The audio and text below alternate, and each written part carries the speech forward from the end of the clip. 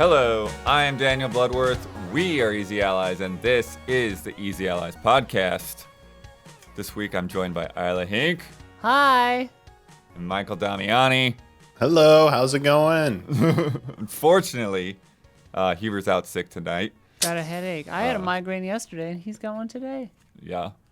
What's going on? You're connected. We're connected. We're drift compatible, but just off sync by a day. Yeah, the migraine telepathy. What if? Transferring. I wouldn't be surprised if Huber and I are quantumly entangled. So spooky action at a distance. Right. Headache just action. Passing migraines back and forth back to each and other. forth. Just ping-ponging migraine. Yeah, if one of you gets it on one side and the other gets on the other side. Mine was on the right side this time, which is atypical for me. It usually starts over here. I guess it switches. Whatever. Making it all happen in the control room, we got Dawn Casanova. Sending golden healing light to Michael Huber. Yeah. Jaws pinball filmmaker. Oh, yeah. Watch it. Watch our special production of Jaws up now on the channel. That was fun. That was great to try it out. What a pleasure trying that out. Oh yeah, Damiani gave it a few spins, hit the old silver ball when he came through town. Damiani teleported in for a minute. I was surprised by how much of the movie they showed on that. They just showed Yeah, I know. It's constant clips of the movie that Stuff have at the end is really almost funny. nothing to do with anything that's yeah, I happening. felt like they were a little off at points, but it was okay. So much footage. So loud. Yeah, I had it was cranked loud. up. I had it cranked up. Oh, it course can you change did. the volume. Okay, Yeah, that's yeah. good because I I was had it like, cranked. fucking God, this thing is loud. I had it cranked up. But all the footage are like so much footage. So it was like 34 hours of footage. I'm like, wait a second, the movie's only 2 hours. How do they have so much footage? They got Jaws 5 in there, Jaws 9. Deleted scenes. Yeah. Had like Oh, the full- recreate. yeah, what was the Jaws got the that, cast back to reshoot some new footage. Jaws, and I think back- it's Jaws the 9 future and Back one. to the Yeah, Future. yeah. Or is it Jaws 9? 12?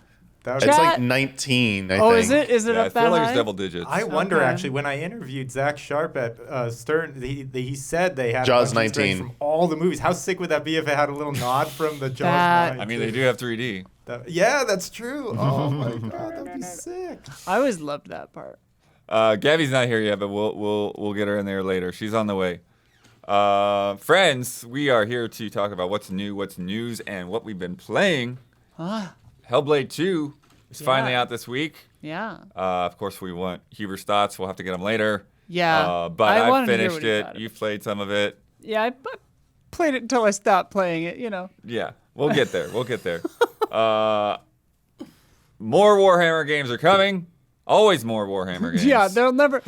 It'll be news when they stop coming. Warhammer. Warhammer will Yeah, get it so was big like- they'll have to like divest at some point and become like more different companies. They'll take over Embracer. It'll be Shattered wild. The Ashes. announcement is like, there are no Warhammer games in development. I'm like, what? Sigmar wept for there were no more wars to hammer. Yeah, then someone just wins the war. The Emperor It's dies, over. everything's fine now. Yeah, In every era. yeah. Nintendo bought a port studio from Embracer. IGN bought a pile of great websites and then laid off a pile of senior writers. Yeah, fuck. I've also been playing some Paper Trail. Oh, yeah. But before we get into any of that stuff, I'm going to put this first because it's just, I don't know where else to put it. I went on a trip to Warsaw last week, so let's talk about that. Oh yeah. Yeah, so I was flown out to Warsaw, Poland, Yeah. by 11-Bit Studios Hell yeah. to see The Alters and Frostpunk 2, which you will be getting previews of very shortly. I forgot that was made by the same company. Oh, both of those games? Yeah. Yeah. Plus they're publishing stuff too. So they Right. just put out like Yeah. Indica, which is doing really well. I need to play that. It looks so weird. Yeah. Everyone that's played it loves it, it seems. Yeah. Well, maybe not everyone, but I've heard a lot of people that love it. What happens if you smoke indica and then play indica? I have Indica's weed, right? No idea what Chat? that is. Okay. I think it's a kind of weed. I've never tried grass. So anyway, so I'm gonna shout into the air conditioner vent. I'll get an answer to you in a couple. Our neighbors smoke a lot of weed here at the studio. Whoever's over there. but yeah, so I as soon as I found out about this trip, like I decided to like go a little bit early because there's a ton of developers in Warsaw, and so I wanted to meet up with some other folks while I was there. So I got there like a day early, essentially, than most of the other people, and then walked around. First night, I went to a food hall. Don's got some photos up I put on my Twitter. But food hall, it's like essentially like if you just took the food court at the mall and just got rid of the mall. Hell yeah. Oh. Yeah. They have some of those in the U.S. They have some of those in the U.S. actually, stuff like that. But yeah, those are cool. Yeah, that's awesome. So it's like you can just walk up to a counter. One person go get some curry. Some other person go get sushi. Some other person get a schnitzel, and just all sit down at the same table together. So peace in our time. So yeah, I don't know where Don is on the photos, but it's okay. Cycle the photos, Don. Damn it, Don. Jeez. I'm kiddting. He's making notes. Hold on, you guys adjusting things. Okay, it's fine. Anyway, so I had dinner with a PR person there named Aga, who's the head of PR outreach. She actually, I know from when she was at CD Projekt Red like 12 years ago or something, Witcher 2 days. Are they seeing this? No. Oh, okay. You're just like whipping through photos. I'm like, what is happening? I'm trying to find the dinner photos. It's okay. I think it might have been on the first one, but John's not logged into Twitter, and so it's just showing him like weird versions of things. There it is. There's the food hall. Yeah, this is strange. I've never been on Twitter not logged in before. It's a wasteland without being logged in. I had to send him links to everything because it wouldn't show a thread. It was like, what? It doesn't make any sense. It's like Elon wants it to fail, and he's not smart or talented in any way. So anyway, so got dinner with Aga. Okay, the dinner hall is visible. And then this food hall was right next to H40S Chaos, which is where we met with Alexander Zhirianov. Oh my God! In the flesh? In the flesh. How tall is he? I've always wondered. I don't know. I wasn't trying to gauge how tall he was. I was 6-ish. Say when. Like shoulder height? What? Yeah. What, taller or shorter than you, Blood? That's definitely shorter than me. Yeah. Okay, that's all we wanted to know. But this retro gaming wall was right next to our table, which was sick. And they're all on. Yeah, people are just able to walk up and play this stuff. Like, yeah, that's like a setup from they can actually play them. That's sick. Yeah. It's like a cyberpunk bar. A cyberpunk, or maybe like that shop in Cowboy Bebop with all the retro stuff when they're trying to find the VHS player. Yeah. Look how all this gear is just uncaged. You couldn't do this in the United States. You can't, right? You can't leave this would be uncaged. vandalized and stolen instantaneously. There's a Commodore 64 up there. This is some valuable stuff here. And then, and that place was packed. There was like some kind of like developer seminar thing going on that night. Oh, okay. But we were able to hang out for a little bit, and then I got tired, and then animal. And then the next day I was gonna meet with Techland, but my Techland contact wasn't able to make it. Something came up. Oh shit. And their main office is actually down in another city. But they have a Warsaw office too, and she was just going to come up to the Warsaw office and show me that. But I did have lunch with some of the guys at CD Projekt Red, so I got to check out their campus. Naturally. Didn't see any games. Everyone is asking me about Witcher 4. I didn't see anything like that.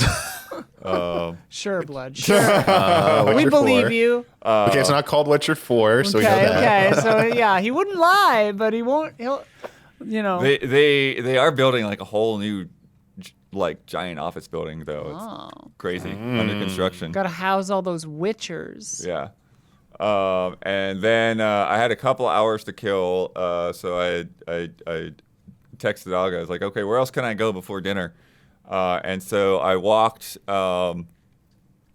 through this park that I found, and Don showed the crows. They got cool crows in Warsaw. They've got these like Itachi. Yeah, like hooded crows. They're like light gray, but then like black wings and like a black patterned almost like a magpie or something. Yeah, pretty cool. It's like a pigeon crow. We've seen them all over the place. Interestingly enough, it doesn't seem like, from what somebody else was telling me, it doesn't seem like they have just the full all black Oh, fun. They've got like big ravens and they've got jackdaws and stuff, but they don't. This is the kind of crows they got. I like birds. Yeah. A jackdaw is a bird? Yeah. Jackdaw. I always knew it as the name of the ship in Assassin's Creed. I didn't know. That's what it's named it's after. named I after didn't know it was the named bird. after a bird.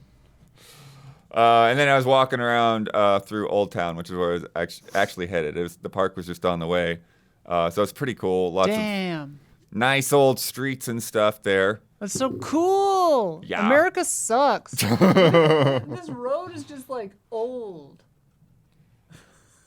And then in the center of Old Town, they've got the Warsaw Mermaid, which I don't know anything about. I was wondering. But yeah, so it's pretty cool. Pretty cool statue there in the center square. Blood, you perv. Okay. And then Don showed there's some outer walls. Wait, she's got the two, like the Starbucks mermaid, the two fins, looks like. 2 legs. 2 legs. 2 leg fins, like the Starbucks mermaid. Yeah.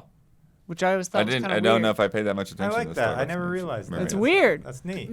Look at the Starbucks logo next time you see it. She's got like her legs, the 2 fin legs up to the sides of herself. Can they walk? I imagine. I they don't can walk. know. 2 finned mermaids. It's like Innsmouth over here. I think it's neat. Yeah, I mean, you know, everybody's different. We got some cool walls. Cool walls. What does this podcast come to? Pulling up the walls. Here's a I'm pulling up bird. the walls. Here's Hold some on. cool walls. I mean, I'm thrilled. I love cool walls. Yeah. But, you know, do most of our viewers? Probably not the ones in Europe. But the ones in Yeah, America we probably don't like. see walls like this in America. Definitely. I mean, the curvature. We don't have walls like this the in stuff America. on top, yeah. They don't make them like this anymore. But anyways, then They never made them like this. Nobody ever made them Made like them this. like this. We went to dinner at the Certified genius from vodka Authentic museum, Wacko. Polish vodka museum. How old was the vodka? They let you sample it. Yeah. Blood So getting crunk, dude. well, the sampling actually wasn't. It was just more like it was like a wine tasting kind of thing. It was like very small amounts in very small glasses. Did they I'm have picturing giant- you drunk off your ass taking pictures of walls. I was imagining you doing like was that the first picture after the wall? I was imagining doing like a high dive into a vat of vodka and just Play flat out some belly Pink flop. Floyd. A bunch of copies of Bloodworth, synchronized swimming in vodka pools. Yeah. But yeah, so we had dinner there first before the tour, and it actually was a really cool event because it's like, for one, it's like 11 Bits, like their first like big like hands-on event like this. Yeah. Bringing everybody in, but like kind of because of where they're situated and like having like a lot of European press there, and just people from all over. It's just like mashup of like accents and languages from people and like dudes that like know 4 languages and stuff. And there's a guy there from Turkey. There's couple guys from like Lithuania. Oh, cool. A guy from Mexico. People from Canada. Just Canada? yeah, some French Wow. people. Like all over. People all over. People from different parts of the UK. So the French people were like trying to figure out their accents. Like, where are you from? Where are you? What? You sound different. I love that. Yeah, and then the museum tour, they like sat us down with like a 5-minute film with like some vodka executives talking about advertising Polish vodka to the rest of the world in like the 80s and stuff. And then they kind of like took us through like one of those like just like any other like interactive museum thing where you like push buttons and things light up, but it's just about vodkas and maps of Poland. And then there's a room with just like all of these old vodka bottles from like 100 years or something like that. Very cool. Just a big wall of them. It was pretty cool. Oh, no pictures of walls there, Blood, on that.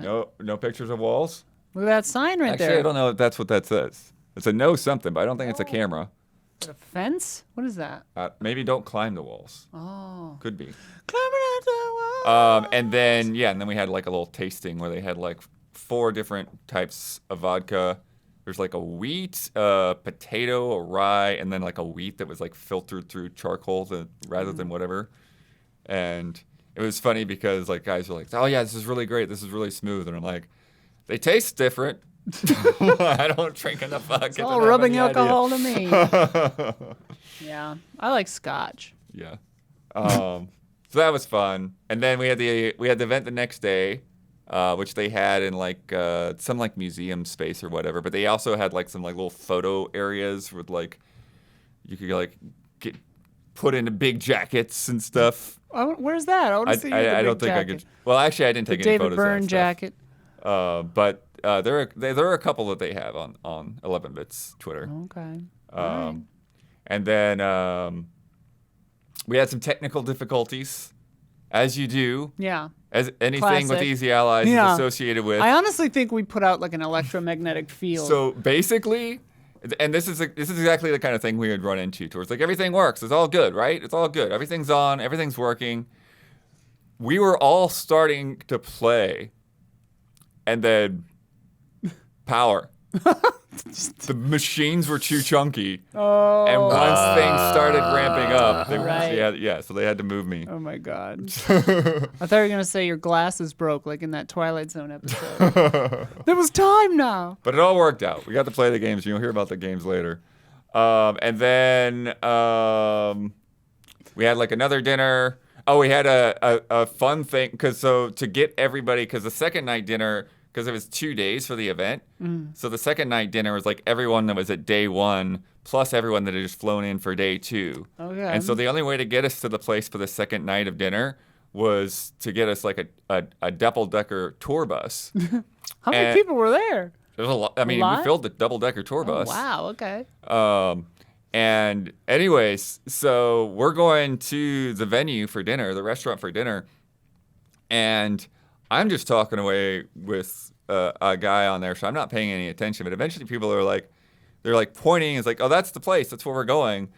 And then people are like, why are we passing it? Like, what's going on? And then meanwhile, I'm up on the top, and we can like hear like, like a tour guide giving. And so apparently what they did not realize is that if they rented that bus, like the tour was mandatory. And so they weren't just taking us to the venue. They were like driving us all around. Oh my God. All town and pointing out like historic monuments. And like nobody is prepared for this at all. They eventually like have to tell us to take us to the restaurant. Oh my God. How long did they keep going with the tour? Like I was not involved and I was on top, so I couldn't. I didn't even really know about any of the stuff really going on until like after the fact. That's so funny. So then we were there and they had like one of the developers at 11-Bit was DJing and like mixing stuff like from the Frostpunk soundtrack. Oh, fun. Which is fun. Cool. And Dawn, they had like a classic. I don't remember which one, but they had like a classic pinball table there that they brought into like this fancy restaurant. Nice. As well as a couple of PS5s. And had like a little photo booth area. So Don, you can show the photo booth because we got in there like, hey, nobody realizes this is here yet. Let's take some photos. So I got like a little photo thing there with Sean, who is from Evolve PR, Brian from Game Informer, and Matilda, who I think she just kind of like does her own thing on Instagram and Twitch and stuff. So, but yeah, good times there. And then I like and then this we won't worry about the last set of park photos, but show this. This photo was taken at 3:30 in the morning. So if you ever wondered why the sun rises so early in The Witcher 3, there you go. Because it was like, yeah. I mean, I was talking to... Up late and down early. Yeah, I was talking to... Or down late and up early, the other way around. Yeah. We were talking to Sophia's mom the other day, and she was like, I think it was like midnight for her, or 11:30 p.m., and the sun was still up. And I was like, Jesus. Yeah. Yeah, I didn't really pay attention to when it went down all the way, but it was well after like 9:30. So, But yeah, and I went over, first time I've ever flown over Norway, so that was crazy. Oh, yeah. Just looking down at it from the plane. Yeah, I'm looking forward to going there. Good stuff. So yeah, keep an eye out for those previews. Talk to Tuber about those games. Well, we're not going to get to talk to Tuber about those Hellblade 2, at least not this week. Hellblade. Yeah, I'm really curious what he thinks of it. I'm curious what you think of it. Mm-hmm. I'm curious what I think of it. Yeah. No, I've been back and forth on this game while I was playing it. Eventually ended out positive. Ended out positive. Okay. Or net positive. Yeah. I think for a while, like, I wasn't sure, and then it was a little positive, and then it was like a little down in the dumps for a bit, and then in the end, like, yeah, after the down in the dumps area, then it was like, okay, now the rest of this is cool. Funny that you say down in the dumps was late. The whole thing is so, and I mean, obviously it's the point, but like the whole thing is just so bleak. I imagine I there think has to be. I think it gets past that. Points of I light think it gets later. past that for sure. Yeah. Yeah. Okay. Like the first couple of hours, which I played, are so oppressively bleak. It's the stuff that we're seeing here in this B-roll right now. But like, I'm so torn on games like this because obviously it's visually one of the most beautiful games, if not the most beautiful game I've ever seen. Insane faces. The faces are insane. The mocap is insane. The audio design is pretty great. Like some of the voices, you know, I'm just like, okay, you're hard panning left and right. I got it. Like, you know, but like, you know, constant wall-to-wall voice acting. And it does a good job of making you, the player, not sure what's real and what's fake, right? Mm-hmm. Like, because there'll be constant... Honestly, even by the end, like, I'm still not 100% sure. Well, and even, like, gameplay-wise, like, you'll hear, mostly in the audio, I guess, but you'll hear, you know, an enemy screaming or a person you might want to try to help screaming, and, like, half the time they're not there, and then, oh, that one is there, you know, like, oh, okay, crap, you know. And it's kind of weird because it's one of those games that really asks the question, like, what do you want out of a game? And if it's a cinematic, semi-interactive experience, then Hellblade is right up your alley. But, like, right off the bat, you're injured, you're crawling up a wall, right? And it's the classic thing of like the characters in the game, the voices in your head are just like, keep going, keep climbing, you know? And it's like, I'm fucking holding forward and I'm hitting A. Like what, there's nothing else I can do. And that goes on for about an hour. Like effectively. Like Sure. the intro of the game is basically that. Like walking or climbing or, you know, and then you start to fight, quote unquote, but you know, you'll fight and you're actually doing stuff, but then I think there are just some scripted hits where you just get hit in the face, whether or not you're doing there's well. definitely some scripted. Yeah, there's definitely parts where, like, especially later on when you have like companions and stuff, like there are moments where, like, yeah, once you've like defeated certain enemy, then somehow that like seamlessly transitions into this person is on the ground and you pull them off and then the next guy comes up. Right. And that's a little disheartening to hear that keeps going. Cause like I figured maybe it was just a tutorial thing and like we're doing a cinematic battle where it's like, okay, the dodging I thought was fun. The combat, you know, like it flirts with being fun or, you know, a game, but then you'll just get punched in the face in a scripted moment and you're like, okay, well, what am I doing here then? Like, why am I a part of this equation at all? Mm-hmm. You know, which like, again, is great if that's what you're in for. But like, for me, it's just kind of like, I would honestly rather just watch it because it's like, I'm not having any impact on this really effectively. Sure. So yeah, I'm not like here. You're inhabiting her essentially, you know, in her journey. Which is, you know, tale as old as time, like Last of Us, whatever. Like narrative, cinematic games such as this, that's what they're there to do. And like, again, if that's your thing, this is the most beautiful and I don't know, audibly great version of that, you know, in a long time. But if you not into that, it's tedious. Yeah, well, I'd say even if you're into that, at times it is definitely tedious, and like the general walking animation is pretty slow. Yeah. And then kind of similar to what you're saying about sort of like not necessarily always having control is like there will be times where like it gets even slower. Yeah, right. And right. you hold the sprint button, and I'm like, now I'm just walking. Right. Yeah, I mean, you start the game so injured that you can barely walk. Right. And like, yeah, you're holding the sprint. They like teach you how to sprint, and you're like, okay, like I don't feel like I'm going any faster. I'm sure. But yeah, what's kind of interesting is they have. You do get into some of these like a little more puzzly mechanics, which are kind of about, like either like doing the kind of cool thing to where like the lineup thing. Yeah, you like she's looking for like certain symbols, and you kind of line up certain debris or markings Which or I whatever wish, to do that. Level design wise, I wish that areas that were involved in that were only there so that you can get the right angle to get the puzzle. I wish that those didn't open up until you needed them somehow or something, because like there were a few times where I wandered all around. More of that later. Okay, there's okay. There's some more interesting like that's good, interactive things with the levels later on. A few times I was just like wandering around where there was nothing to do until later when that puzzle was activated, and I was like, oh, that's why I have to go up there, of course. Oh, but, I know which one you. Yeah. I remember I had the same thing. It's like, oh, I did this whole loop, and then I had to go do it again. I was like, oh, there's a door over there. Got it. Like, yeah.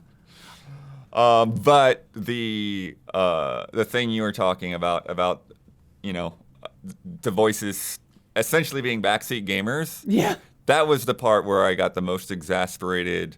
There's a part in the like basically middle of the game where you're going through these caves, and the voices just become that. Like there's all of these cool things that the voices are doing in terms of like giving you a sense of like either encouragement or doubt or loss of confidence, or like the dead are haunting you. But this part in the middle of the game when you're in these caves where like all the voices seem to be doing is backseat gaming you. And after a bit, I was just like, okay, yeah, like you have to find a path towards the light. I'm like, let me walk 10 feet. It's right there. God of War syndrome. Or it's like, oh, she found it. And I'm like, yeah, it's the purple rock on the pedestal on the hill that was the first thing I saw in the room. Of course I found it. And it's kind of a like, it's I kind don't of need a to be congratulated on that. Right. It's kind of it's a difficult equation to balance, right? Because what they're going for, I think, is really admirable and should be applauded, because like they consulted with a lot of mental health people, a lot of people who suffer from things like schizophrenia, like they have done the due diligence, they've done the research, I think that they're trying to make it as accurate to that experience as it can be. And that experience, does not seem like a pleasant experience. Someone in my life suffers from schizophrenia, and like it's devastating, and it is, it's a really intense kind of a thing. And it sucks, So like as a game, it's an interesting push-pull, right? Because I'm like, okay, to succeed at this, it would suck to experience. And to succeed as a game, it has to not suck to experience. And so you're like, which one wins? And so in the beginning of the game, right, like very, very beginning of the game, the voices keep saying like, this is all your fault. This is all your fault. And like, I, as the player, am like rationally, no, it's not. Like, I had nothing to do with this. Like, I put myself in a situation to try to like get to a goal, but like all these other people that are here and in this situation, that's not my fault, unless there's later a reason for that to be my fault, but like that I didn't get to. But, that makes sense from a mental health perspective of these voices are blaming you for things beyond your control, and you buy it because, it makes it seem legitimate to you. And like on that one hand, that makes sense. On the hand of a gamer, or a person enjoying or playing or interacting with a piece of media,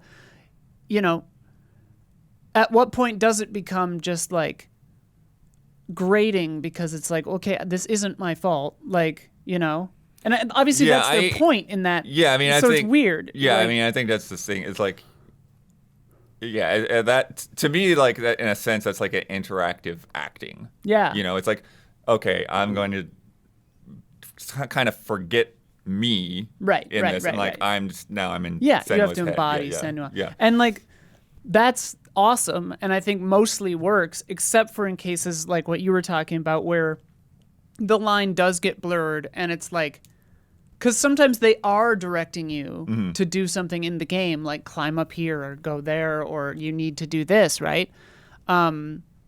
And this happens sometimes in other games, like God of War Ragnarok, just front of mind, because what you said made me think of it. But it was 100%. It was like, these guys played God of War Ragnarok. You got the wrong thing. Got the wrong thing. But like, there's the fight with Thor at the beginning, right? And he just keeps saying like, "You suck," basically. Like, I thought you'd be better at fighting than this. And like me as a player, I'm like, is that narrative Thor telling me that, or is that game mechanic Thor telling me I'm sucking at the combat? I'm always like, which one are we doing right now? Are you telling me that I'm taking too long to solve this puzzle, or are you just making fun of me because you're my mental health like demon on my back? And like, there were a lot of times where I was just like, that line was so blurred, which I think is intentional too. Like, it's the same thing with a teenage character in a TV show, right? Where it's like, the more realistic they are, the more irritating they are.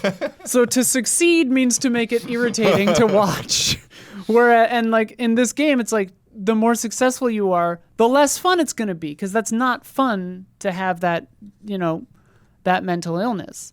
And so it's such a strange thing to interface with, because I'm like, this is a rousing success that I do not want to keep playing.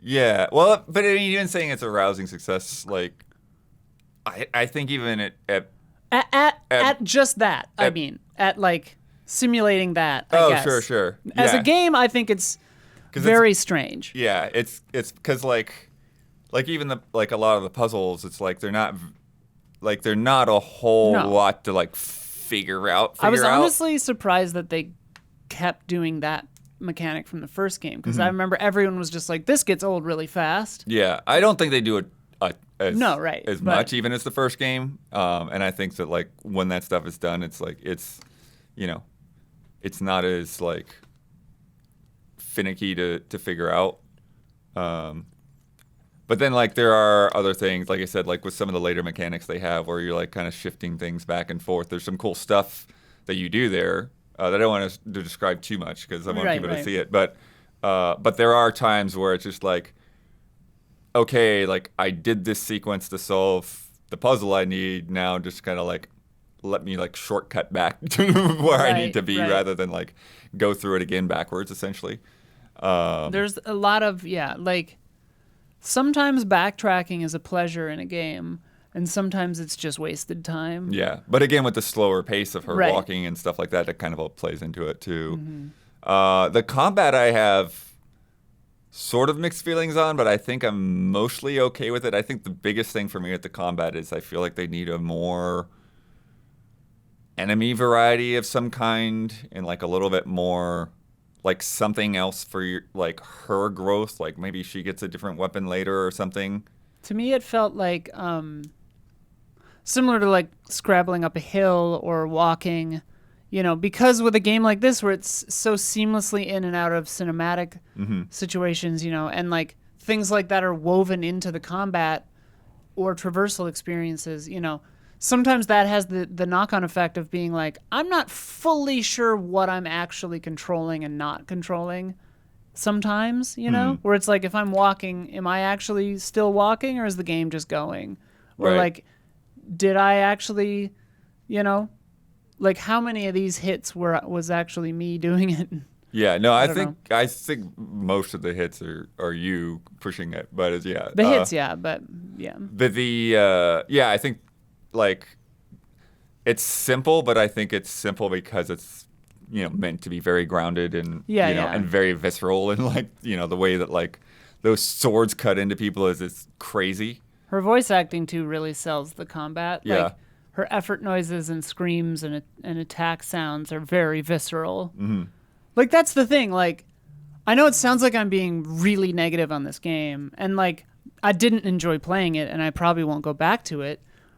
But like, it's just not my thing, you know. But it's super doing a lot of things great. Like, again, graphics, sound, voice acting, performances, really top tier stuff, I thought. Yeah. So. Yeah, and then some of this later stuff that you didn't even get into, like there's some like genuinely cool stuff and environments in terms of the story stuff, and I think that I do feel that while there's stuff that always continues to haunt her, like you kind of see this kind of slow growth. She's like starting to accept it and of use her it. As a character, and like there is definitely a very very specific chapter where like her own mental issues allow her to guide the rest of the people that she's gotten to know through these situations, which is pretty cool, and and also like with the rest of the sort of doubts and things that she's struggling with, she also starts to like struggle with like this concept of even becoming some sort of a leader, and like people's, blood being on her hands and all of that. So so it's a really interesting journey. Dawn, there's some good fog in there. Great fog. Really, really great fog. That's what I was. Is this the kind of game it would be a nice showpiece that you want to show off to someone's when you're showing off your system? Oh yeah, and like the graphics to non-gamers maybe. Or just 100%. Like, yeah. Look how impressive. Series X showpiece. Yeah, there's a forest level in there that is like super cool. Like this.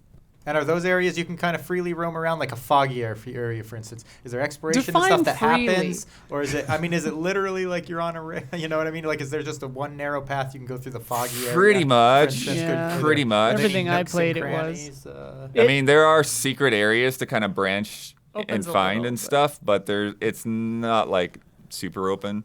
I don't mean this as an insult, even if it sounds like one, but like, I'm really looking forward to just watching this on YouTube. Because the story actually really does interest me. And like the way it's engaging with Norse mythology and stuff, like that's obviously my wife is from Norway. My family hails from Norway. I was asking my aunt actually where my family originated from. Literally, apparently, we come from Hell, Norway, and Trondheim, which is like just west of Hell. But like literally, I come from Hell, which is pretty sick. One of the other things that I think is really cool is when I don't know if you see much of this early on, but later, as you start to like traverse like more territory, they do these really cool like flyby panning shots where they just go over a huge chunk of landscape, and then the camera kind of lands like where you are now in the next area or whatever. Oh, that's neat. Yeah, I like stuff like that. Yeah, it's a really nice establishing shot. It keeps you from seeing like just some stupid load time or something, right? And gives you like a bigger sense of just like how big this world is that they're going through. I wonder if they pre-rendered those or what. No, I don't think so. Crazy. It's just just a level of detail thing. But all in all, you liked it. I think Are you I think swimming? I come out, What do you think? You're swimming or what? I think I'm a little on the side of swimming. Okay. I think overall positive, but still some of those. That's swimming in sevens, some baby. gripes, yeah. Yeah. It's a bummer. Definitely didn't hit me as hard as the first game. It's been forever since I played the first game. Yeah. But I just remembered like first game, it's like whoa, And this one is like, okay, that was by the end of it, it's like okay, that was cool. The subtle brutality of Bloodworth. Yeah, I mean, it has a lot of positives. Yeah. And I don't know. It's always so weird to be like It's always harder. critical of Again, a game. it's harder too when it's something that's like this, that it is more Right. focused on the narrative, focused on the experience of it rather than. Especially when it's dealing with such sensitive topics too. You know, because it's like. Yeah, because you're dealing with her mental issues, you're dealing with abuse, you're dealing with, my God. like, people taking slaves and what do you what do you do with those people? And How much of a surprise was it really, though, how this game really is to experience? I mean, it's not a surprise at all, is it? I'm not really. I was surprised at how not surprised at, like. And people were hoping to be a little surprised. I'm honestly surprised at how similar to the first one it is. Yeah. That's like, I expected it to be a bigger departure, which again, like, that's on me. Yeah, I mean, it is a bigger, broader world. You do have, for sure. More of these companion interactions and things, and people that you get to know their stories a little bit more. Yeah. It's again. I just keep thinking about that push pull. Like, how do you make a video game about these kinds of heavy topics? Like, do you want it to be super fun and enjoyable and amazing? Because like, does that rub against your messaging? You know. It's such a weird conundrum of a game. Yeah. The other thing I thought was weird is, like, immediately people were talking about this game being, like, 5.5 hours. And I'm like, I don't know. Like, this is kind of a different conversation, but, like, I don't know how you ended up getting through this game in 5.5 hours unless that was your goal. Right. Like, you were just going to rush by everything and not look at any secrets and just get to the end and get that full playthrough on YouTube. Like, but also, like, 5 hours, 8 hours, 10 hours, like, it's a heavy game, dude. Mm-hmm. Like, I don't need, I don't know that you'd want to spend more than, 10 But it's also a game, like, I like to look at. Oh, it's beautiful. Stop and look at things, you know? It's gorgeous. I missed a fair number of secrets, too, which was surprising to me. Because that's the thing. It's like, You're as you're pretty saying, it's like, it feels meticulous, kind of like you're funneled in. Yeah. And like, okay, I missed like I 8 enjoyed secrets, I think. Something. I really enjoyed those. They're like pillars that you can find that have runes down them. And I honestly wonder if I missed one, because the first one I found was the top rune. The second one I found was the third rune. Same thing as me. I missed the second one entirely. Okay, yeah, so I did miss one. But a voice then kind of narrates a bit of like lore to you, which I thought was really cool. Like, that was really interesting. I don't know. There's so many cool things in it. I don't know. I'll watch it on YouTube. Damiani, what are your thoughts as an outsider? I know this may not be your kind of a thing. Yeah, and I unfortunately haven't had any time to put into it, but I also never really jumped into the first game either. So these games have really never generally appealed to me, but just on like a personal level from like a gameplay perspective. But obviously, I'm glad they're trying to tackle such complicated and sensitive topics. I guess like the only thing like I can add to the discussion, since I didn't like really play it and I'm not terribly like personally curious about it beyond like what we already discussed, is it does seem like in the more businessy sense of the discussion of this, like people looking to how this game would perform, whether it would have any impact on the future of Ninja Theory, given everything going on around Microsoft lately and studios being shuttered. That, yeah. They did clarify that Ninja Theory did clarify that they have another project besides Project Mara that was also greenlit. So now they have 2 active projects in development. And they said there's like no plans whatsoever to close the studio. But again, given that we've seen no matter how successful you are, it doesn't mean you're safe. People are still, a little bit on edge. Especially if Hellblade 2 does not perform very well sales-wise, there's, will Microsoft just be like, we'll cut our losses. Even if these 2 things are, in development, we don't care. Just, like, cut them loose. So I mean, like... But I also... Sorry. Go for it. I was just going to say, Ninja Theory is undoubtedly an incredibly talented studio, and they make amazing things technically. They also take a long time between games, and like I would love to see them do, smaller projects that they could get out quicker or something. Yeah, I mean, I had to look it up. They did that online game Bleeding Edge that closed like less than a year after they were involved. They were involved in it. I mean, they obviously before Hellblade and being acquired by Microsoft, they did DMC, which they did go. I mean, whatever missteps think they might have done in the marketing leading up to the release, everything post-release, was exemplary. On their behalf of what they did to update that game and make it a really awesome installment. And then obviously like the early stuff.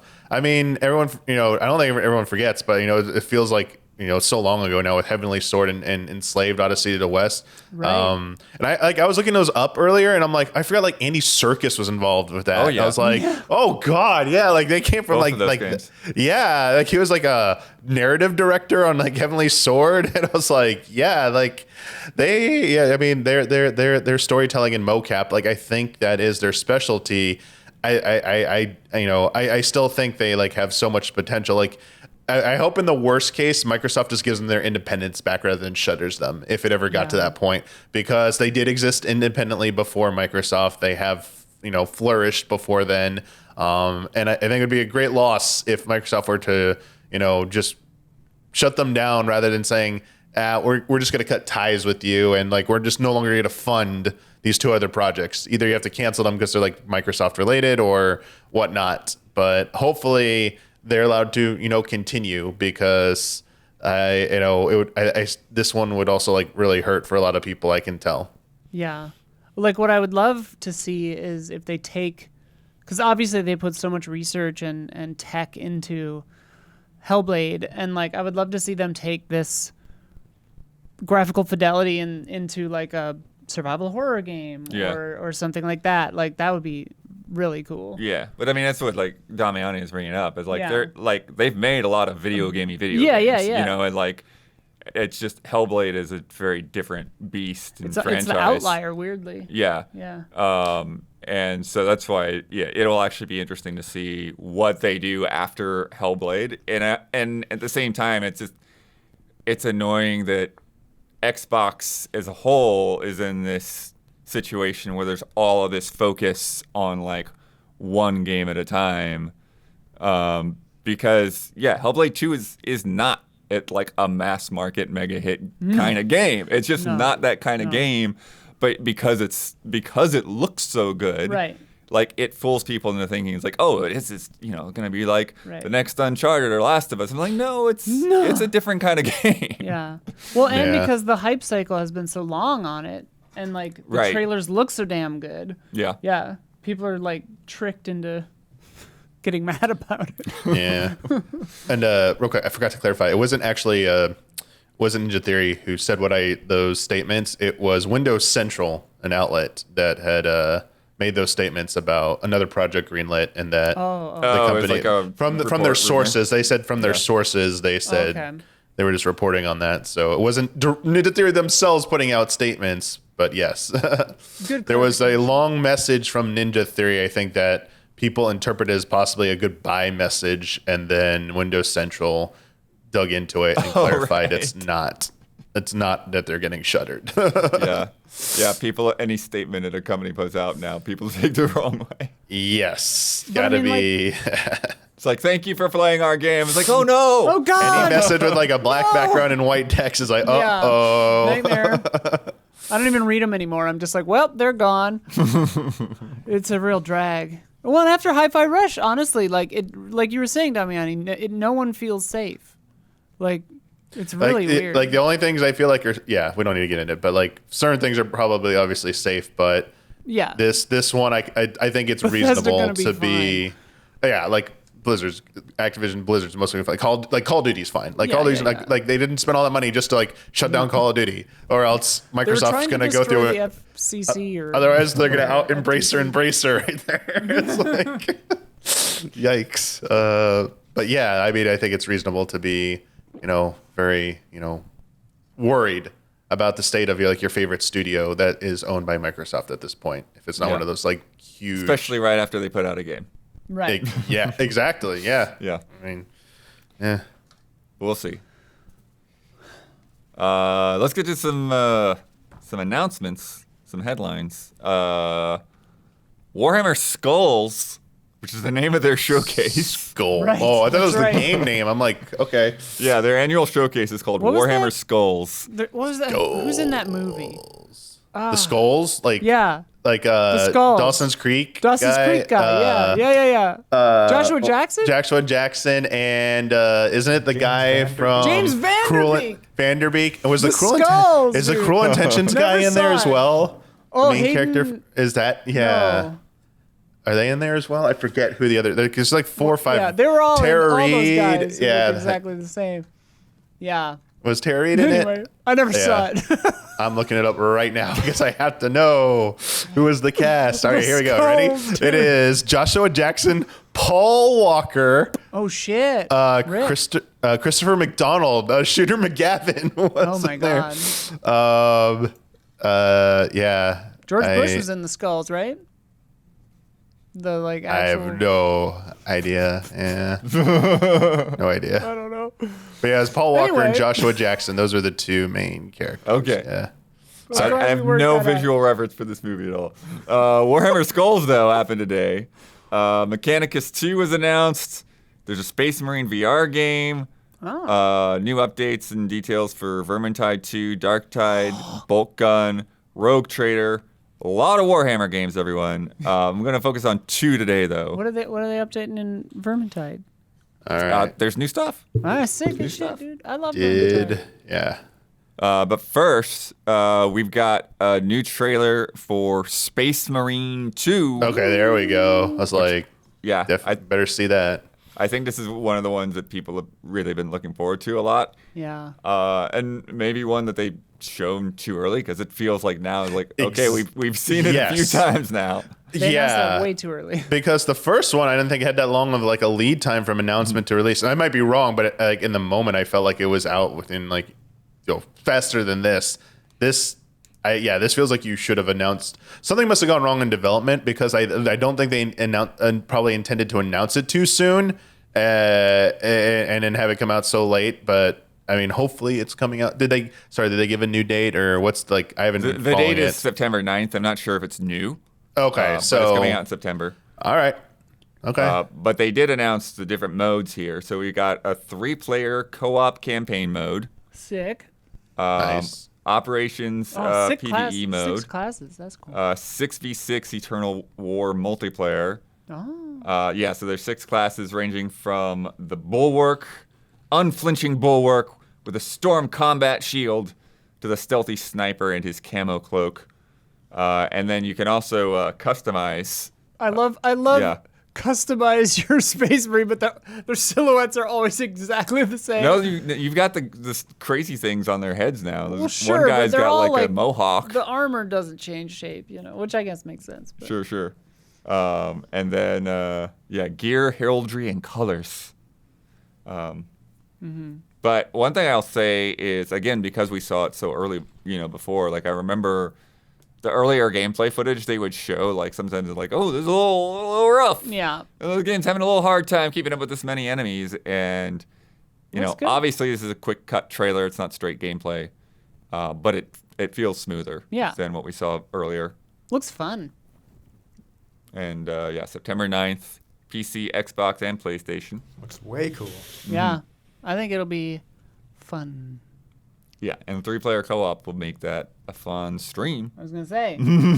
That's like a week of streams, baby. And then, Don, you can go ahead and roll this. My brain thought that said Warframe for a second. No, this is still Warhammer. Yeah. This is Speed Freaks. Oh. What? Which we saw a little bit of before, but this is the kind of twisted metalish thing Yeah. with orcs. Oh. This is from the makers of Grip. I don't know if you remember that indie racing game with the car that kind of like flipped. So you've got like 2 teams. It's 8v8, at least this mode. Kill convoy. And so, like, they have these giant things called Stompas. And the Stompas are racing to the finish line, and the individual players are trying to, like, slow down the other team's Stompa and take out the other team's drivers and stuff. And they say, like, when you get kills, it, like, boosts your team's morale. So I'm not sure exactly what that means, but Just in reality. It's a fun incentive, fun mechanic. And then, you get these giant bombs and chuck them at the Stompas to slow them down. This looks fun, too. It looks super fun. Yeah. There's beta on Steam today. Oh. You do have to do the request access thing for whenever they Sure. open up the waves or whatever, but it's going on for about a week. And that's got 7 vehicles in it and 2 different maps. Dang. And the final game is coming out on PC later in the summer. Gotcha. I was able to quickly look up Space Marine. First debuted at E3 2010. Its reveal was a gameplay trailer, and then obviously released September the following year. So Okay. about a year from announcement to release for that one. So that's why I think this one feels a little bit Yeah. longer for sure. Because they announced this one 3 years ago? Yeah. I'm not sure how much pandemic stuff had to do with. Yeah. Yeah, for sure. It was That's announced true. at the Game Awards in 2021, and we're in 2024 now. So it's Okay. been 3.5 years roughly from announcement to release. Yeah. Yeah, Games do take longer. True. that is true. I also think with the Warhammer stuff, even though there's 100 games a year, it does seem like there's pressure to let's show everyone every Warhammer game that we've got in the works. Well, they got to fill a whole skulls. Damiani, I'm glad you were able to make it because we got some Nintendo news this week. Yeah, we did. A very interesting one. Nintendo buys Shiver Entertainment, which is not a company that I knew by name, but they are Why do I feel like I do? the team that ported Hogwarts Legacy and Mortal Kombat 1 to Switch for Well, WB. yeah. Nope, I didn't know that. But they're part of Embracer. Yes. So they bought them from Embracer. They yeah. bought them from Embracer, which means they are likely saving them from getting shut down. Well, okay. Yeah, and go ahead, keep going. I'll Yeah. wait for my In the turn. press release, they say they'll essentially continue doing what they've been doing, Oh. Okay. making ports So of they're not multi-platform stripping them games. for parts. That That's- and that makes sense because Nintendo has only had a handful of acquisitions over the years. They're not known for buying companies necessarily for their IPs. They are generally buying them for the studio. They want them to do what they're doing or to fill a need that they have. Yeah. Whether it's going out and acquiring people to help make emulation for their virtual console or virtual or online service Yeah. platforms to stuff like this, which this feels like they are clearly need someone who understands bringing more technically challenging games to the Switch ecosystem, the infrastructure with understanding from a technical level with the understanding that this is likely going to be for Switch 2. Yeah. That this team is probably going to be in charge of working with select third-party, published developers in aiding them in bringing their games over to the Switch.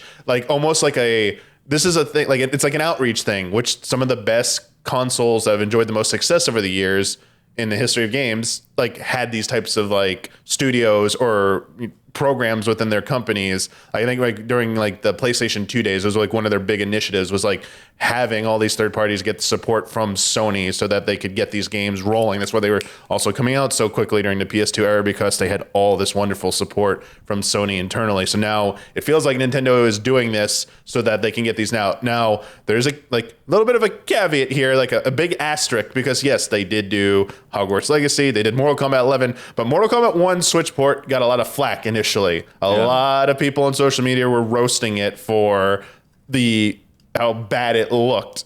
Now, Recall, yeah. there's one or two ways you could take this. That this game was so technically challenging to get on Switch, it's a miracle this team even got it to run.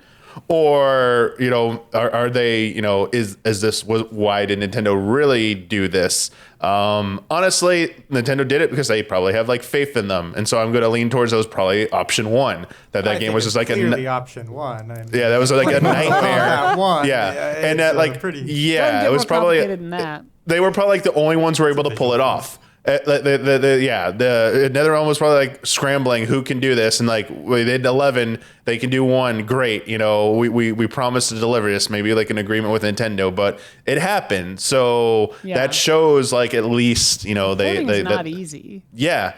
Also, when looking this up, a lot of people have been reporting this, but they have the studio. So it was started by John Shepard.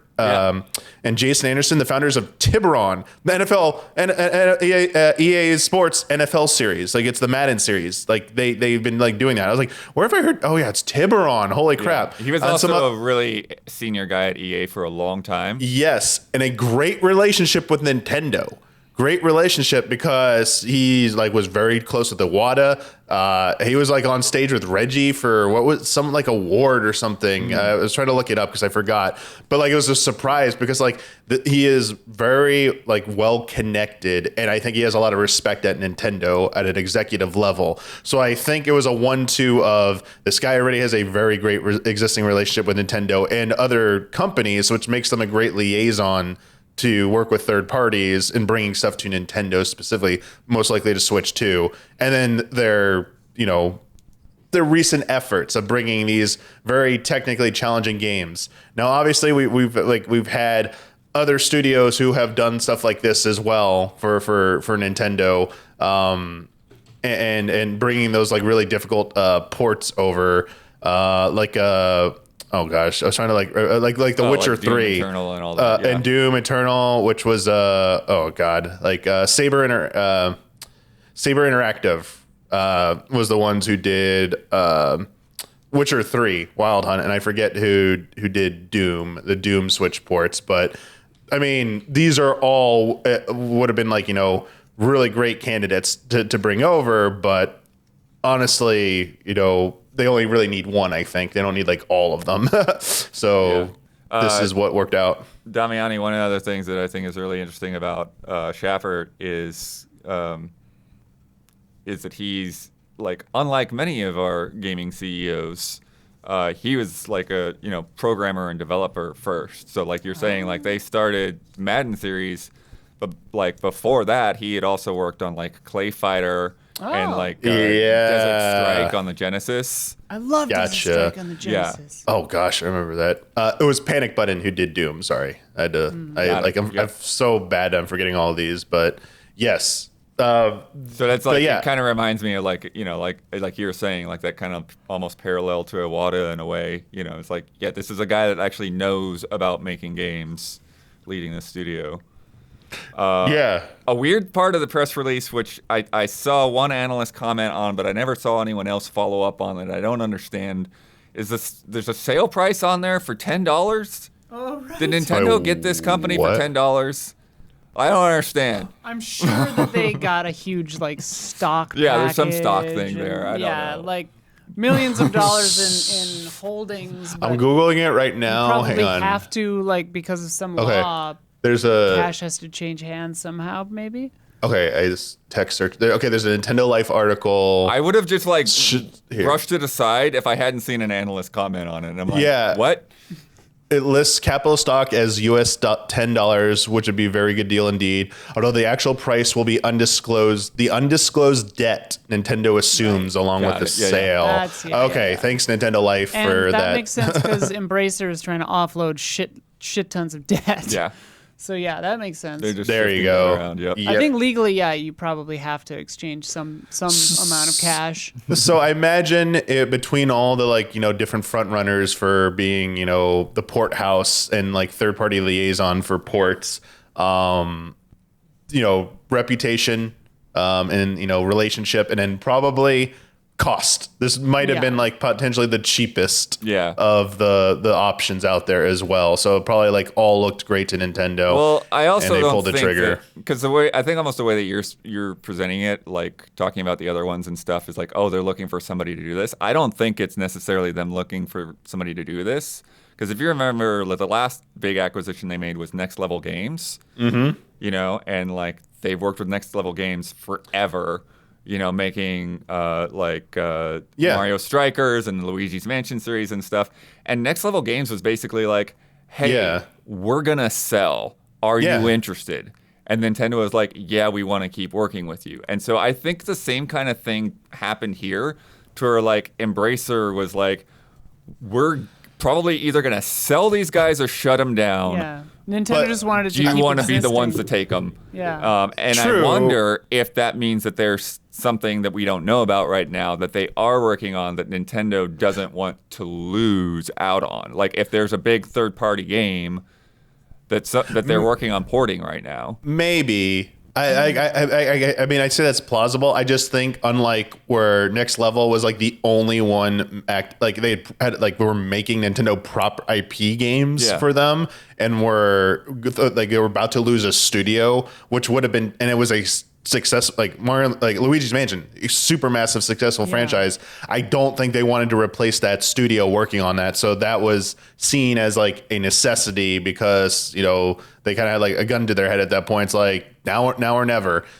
With this, as I said, there's like other great options out there. Although I don't know their status, like their affiliations, like were they just not willing to be bought, or who knows what the dynamics were. But whatever it was, I do think there could have been other options there that Nintendo was like, we losing this is not the end of the world to us. We have other studios we can go to who have a good proven track record with us. But but as I said, maybe those doors were closing for whatever reason. Maybe we'll hear that Panic Button got absorbed by someone else, or whatnot, that they were just no longer available. And as you said, it was a thing of necessity. Nintendo needed to act now, or maybe they just didn't want to take that chance. Like maybe they're like, let's just get one of them, and this presents itself. Let's just take this one and go with it. I just don't. Yeah. I think the thing to me is like, I don't think that they're necessarily saying like, who do we want to buy? It's like, no. If we don't buy them, then that's not okay. Like backtracking a little bit. Yes, I think they were probably presented this, and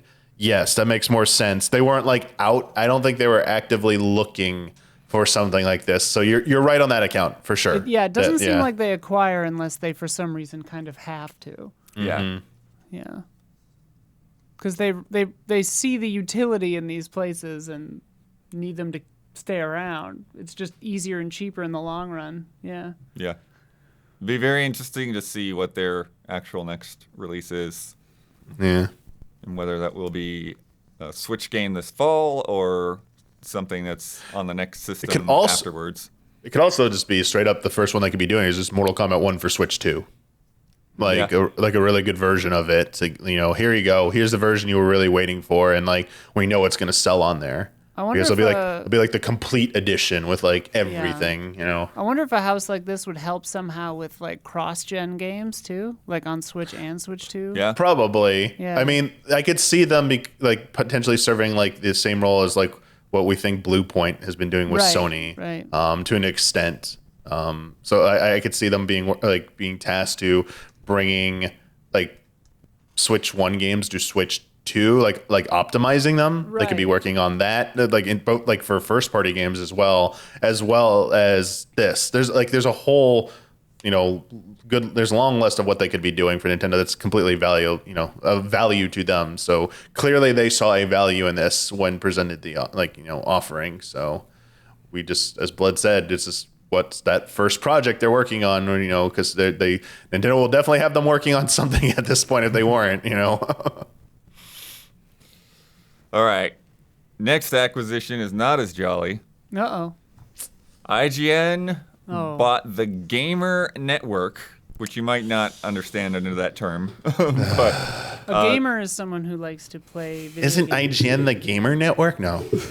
So they bought them from ReedPop, who had been looking to sell for a while. They were trying to find a buyer.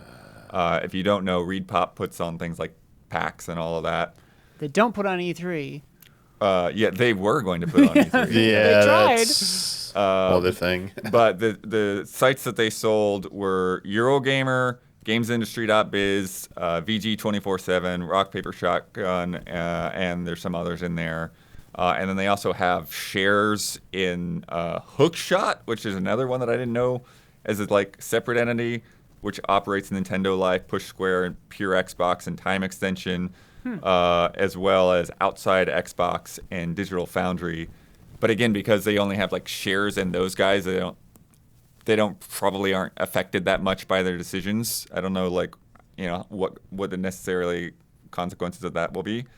The main thing is on that first group of sites who are now directly owned by IGN. And right when this announcement was made, there go the layoffs. So we saw one by one tweets from Brendan Sinclair, who was the managing editor of GamesIndustry.biz. Jeffrey Rousseau, also from GamesIndustry.biz. Alice Bell, who is deputy editor of Rock Paper Shotgun. And Stephanie Nunnally Jackson, who had been at VG 24/7 for 15 years. And that's not even everybody. Those are just some of the big names that confirmed that they were laid off right away. Alice Bell, in an interview, had said that likely everyone outside of the UK was laid off. So there are people inside of the UK that were laid off too, but likely everyone that is not in the UK. And she had asked, because they knew that we were going to get sold for a while, she had asked management about the possibility of layoffs and was told everything would be fine. I'd asked specifically about my job because I'm based in Ireland outside the UK, and I was told the company was intending to sell us lock and stock so all employees would stay employed on the same basis. I was expecting shrinkage after the sale because that always happens, but not immediately. And honestly, not myself, because Rock Paper Shotgun doesn't have an editor at the moment. So without me, it just wouldn't have editorial leadership. So yay. Wow. Hooray. It's funny to like I know it's more complicated than this, but it's kind of funny to be like, hey, current captain of the ship I'm on, will the next person who's captain shoot me immediately when they get on the ship? And then this captain's like, yeah, no, you're fine. It's like, you don't know. It's like, they're going to captain the ship. This is making me think of John Cusack's character in 2012's line, because I just watched it recently. When they tell you not to panic, that's when you run. They're telling you everything's okay in a crisis. It's like, nope. Nope, get out. Yeah, I mean, especially now, like, it just, if you get like any. But like that's the thing, like some of these are people's dream jobs. They don't want to get out. So like the normal convention, there's no way to get out too. Yeah, that's the thing. Like the normal convention of wisdom is like if you have any kind of like inkling that a change is coming to your company, you don't feel good, start looking for another job immediately so that like if something does happen, you have somewhere else to go. But yeah, like there are no other jobs right now to go to. And a lot of these people are like, I don't want to leave this one. This is it. Like, this is the best job I'll ever have. And everything else won't feel as satisfying as this. And they want to like, they'll roll the dice on that. And so many of these executives know that. They know like people want to work these jobs. They know they think these are dream jobs. And it's obviously being like very heavily exploited. I mean, it has been for but like it's not even just forever. that. It's just like the inability for this industry to have anybody with any experience. Right. Like yes. Brendan Sinclair is not just a guy with a dream job. like he's somebody that like a lot of people in this industry look forward to his weekly column. Yes. And he has a lot of insight on things that like can kind of go over the head of like a lot of the rest of us who aren't like looking at the business side of things as deeply.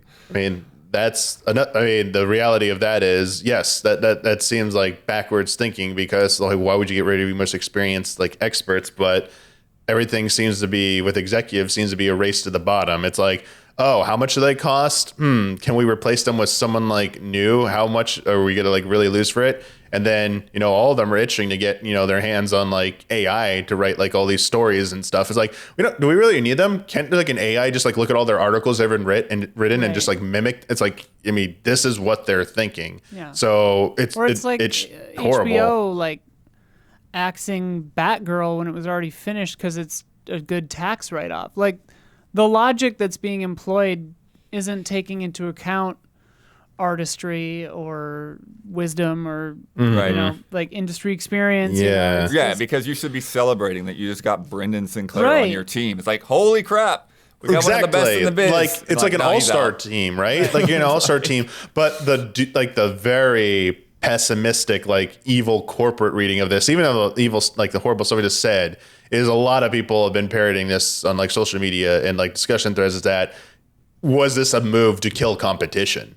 In a space that is rapidly dwindling and there's only a few players left vying for as much control, was this just a move that they saw an opportunity? We can kill this competition. I don't. It's funny because I kind of had the opposite the optimistic side of that is like, Okay. I feel like if IGN hadn't bought these properties, there's a fair chance that ReedPop would have just shut them down. That in is a way that like true. IGN is, on some level saving these brands. Now, what they'll actually do with them is very suspect at this point. I think that brand is the operative term because, Right. game trailers. Take game trailers, right? Yeah. IGN bought the back catalog of game trailers. They own it. They own kept the stuff that was GameTrailers.com. left from getting flushed down the drain. Right. For sure. But, like, technically, the videos are theirs, kind of. Yeah. And, like, none of us work there.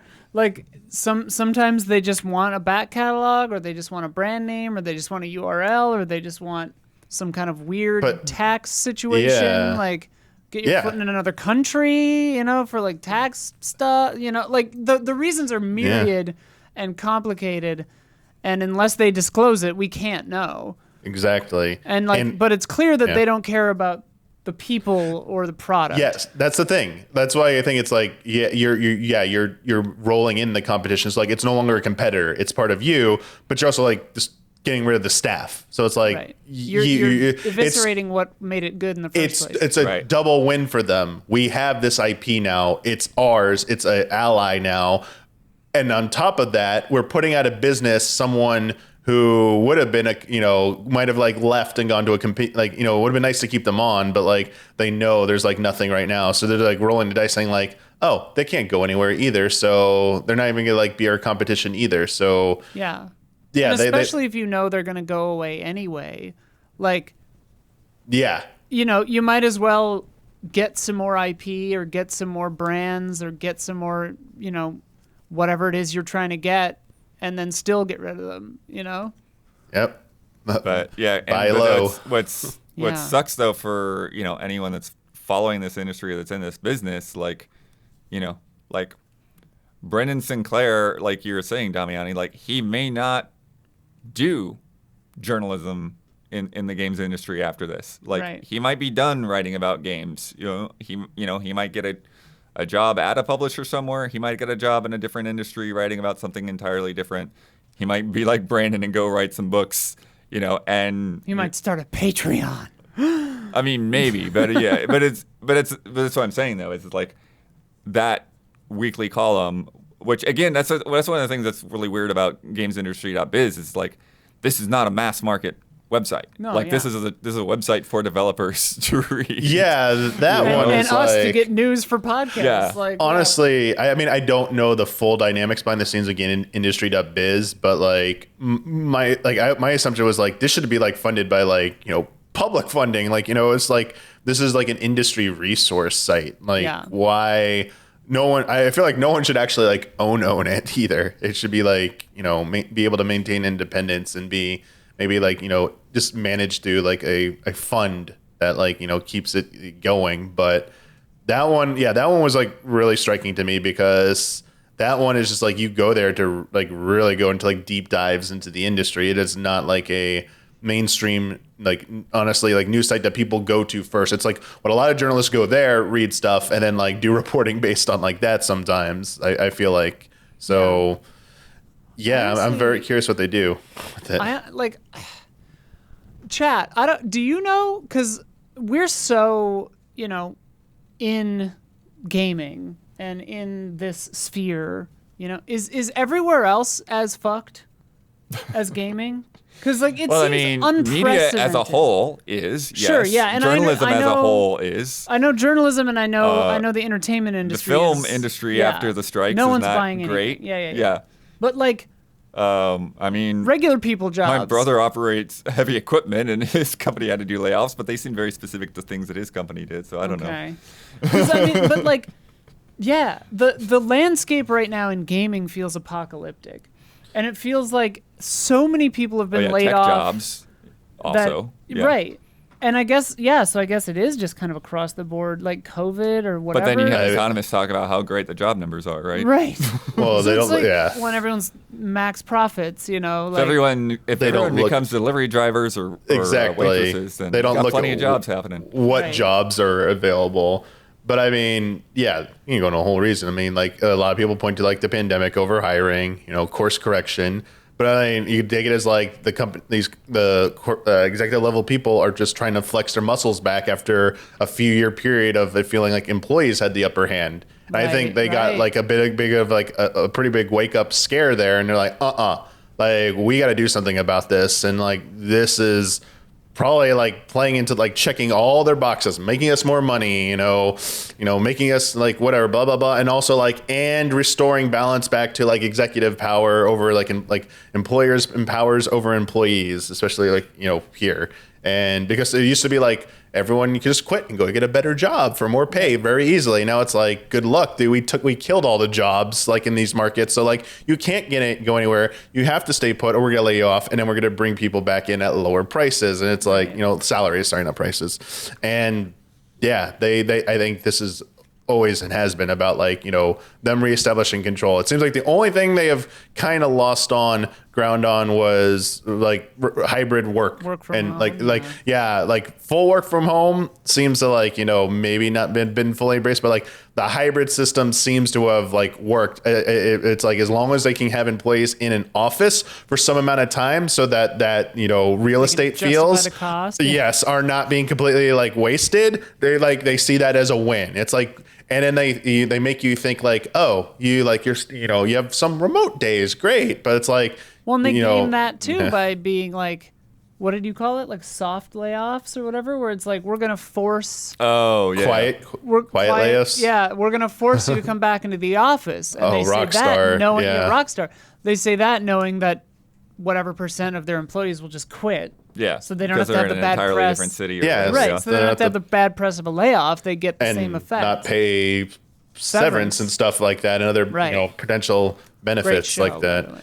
Yeah, I mean, but this is what they'll do. Like, just watch what they do. You have hybrid right now, but a lot of companies will try to do like the very slow, gradual change back. It's like maybe in like 2 or 3 years, like, hey, like, can you all just come back one more day in the office? Like, instead of 3 days remote, can you be like just 2 days? And that like just like with everything else, like gas prices, like there's creep it up. There's enough competition on that though, Damiani, because there's like at the same time there are companies starting up that are fully remote. There's a lot of companies that are starting to move to 4-day work weeks and stuff. I mean, yeah, that like I hope it goes that way, but I still think they will try to do this. I think there will be like an attempt to try it, and I hope the pushback, people don't sleep on it and keep that pushback because definitely those changes should definitely like need to be moving more towards that and not reading horrifying articles from like about bank account, like the bank accountants and like bank accountants specifically who are like striking and calling for a boycott because they wanted a reduction from 100-hour work week to 80-hour work weeks. And they're like, wait, what? I was like, that's still twice as much. I was like, what? Like there are some fields where it's just like, oh, it's just so normalized. That's like, I don't understand when people are like, 120-hour work week is how you get ahead in the banking. And I'm like, what? In banking. Like in banking, it's like, yeah. But There's I mean, so much about banking I don't understand. Yeah, but there's so many gigantic office buildings all over the place for banks. And I'm like, what are they all doing? But we still had that with Bloodworth. We still had that in gaming with crunch time and stuff. It's like, oh no, like race to the finish. Like you are gonna work like 60, 80-hour weeks, for that. So I mean, that's why it'll be good if we can get more of these, development teams, to unionize and have more protections and honestly maybe lock these in, like a lot of these changes in, at least for this, like for the tech industry, I think they really need it, honestly. But like, there's always going to be a lot of pushback, because anytime there's an inch to be given, like anyone who runs a company will be like, nah, if there's shareholders involved, profit to be made, like try and find ways to gain those inches back. They will always find a way to try and gain those back. What's so crazy to me is like, I'm well aware, we're potentially well aware of, on the media side of the business, like it is feasible that everyone would just stop watching or stop reading or stop listening, like the consumer base for games journalism could completely dry up, and like that would suck, but it could happen. the crazy thing with all these game companies laying everybody off is like more people are playing games now than like, you know, there's probably some post-pandemic dip, but like gaming is pretty much bigger than it's ever been, you know? And like still people are getting laid off left and right. And it's like, okay, even when things are going well, everyone's getting fired. Like games journalism is like, yeah, it's not going great. Like the money is just not there in the same way that it used to be. Well, now Microsoft talking about adding AI guides to Minecraft, and it's like, oh, great, now you're coming for the guides writers too. Like the last group of people that make money. GameFAQs is going down for the sites. But But to that, what you're talking about, like you bring it back around to like how this is going to affect the average, you know, player and stuff. Alice Bell had a quote here in that interview. It's like I'm most worried about people's livelihoods, but I'm also very worried that they won't be allowed to be weird and write thoughtful, critical things. I worry that now that the machine has increased in size, it will necessarily crush my most talented peers from the network into writing boring SEO-focused things designed to appeal to the averaged-out reader. But people aren't average, so when you try to appeal to the average, you end up appealing to nobody. I mean, that's so true. Like, yeah. Yeah. I mean, that's why, like, most forms of entertainment are, you know, just okay. Like, because they're aiming at the largest common denominator, you know, and that kind of stuff rarely is like the most artistically interesting, you know. It might Transformers might, you know, sell a lot, but it's not good. Right. Yeah. You know, and like we were talking about with games industry, not biz, like that's exactly like they're the very specific niche of the industry. And then this thing about like them again, they can't know who they're getting rid of. Like with getting rid of her and them not having anyone in charge of editorial, right? It's like, oh, okay, this is like I'm the person that's left over at Rock Paper Shotgun. You know, this is what happened to me. It's like I didn't get to be in charge because I got a promotion or because people recognized how great my work was. It's like, no, everybody else is just gone. And so I had to do what I had to do to keep doing my job. And then eventually somebody gave me a title out of it, but nobody ever trained me to do what that title means. Which to me says they don't care about Rock Paper Shot. Like Rock Paper, they're shutting it down. Like I don't think necessarily anytime soon, but yeah, it's not great. They don't. Yeah. I guess. Or what they'll I just mean have is, some IGN manager that they don't, does the editorial direction for multiple sites. I guess, know. yeah. To me, that means like they either don't need it to continue operating, or they don't expect it to continue operating in its current capacity. The whole thing is weird. Yep. Fire all the CEOs, us included. We've got more to come. But if you've been enjoying the show so far, please take a second to like and subscribe, ring that bell on YouTube, leave a review on the podcast apps, and tell your friends. It helps us and it helps you stay connected. And now, a word from our sponsors. Brought to you by Abiotic Factor. Abiotic Factor, developed by Deep Field Games, is a narrative-driven survival crafting game set in an interdimensional universe of weird forms and bizarre tapestries. Available now in Steam Early Access. Caught between a paranormal containment failure, a military crusade, and chaos from a dozen realms, the world's greatest scientists must survive against the universe's biggest threats. Abiotic Factor features a fully drop-in, drop-out cooperative campaign for up to 6 players that sees your science team planning your escape from the Gate Cascade Research Facility, a sprawling underground labyrinth of offices, laboratories, mines, and anomalous containment cells hidden away from the outside world. Harness the most advanced technology unknown to mankind and check out Abiotic Factor on Steam by following the link in the description below. Selling a little? Or a lot. Shopify helps you do your thing, no matter how you cha-ching. Shopify is the global commerce platform that helps you sell at every stage of your business. From the launch your online shop stage to the first real-life store stage, all the way up to, did we just hit 1 million orders stage? Shopify is there to help you grow. Whether you're selling scented soap or offering outdoor outfits, Shopify helps you sell everywhere. From their all-in-one e-commerce platform to their in-person POS system, wherever and whatever you're selling, Shopify has got you covered. Shopify helps you turn browsers into buyers with the internet's best converting checkout, 36% better on average compared to other leading commerce platforms. And sell more with less effort thanks to Shopify Magic, your AI-powered all-star.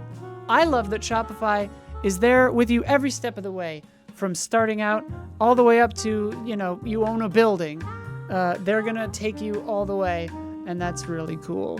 Shopify powers 10% of all e-commerce in the United States, and Shopify is the global force behind Allbirds, Rothy's, and Brooklinen, and millions of other entrepreneurs of every size across 175 countries. Plus, Shopify's award-winning help is there to support your success every step of the way. Because businesses that grow, grow with Shopify. Sign up for a $1 per month trial period at shopify.com/allies, all lowercase, SHOPIFY. Go to shopify.com/allies now to grow your business, no matter what stage you're in. Shopify.com/allies.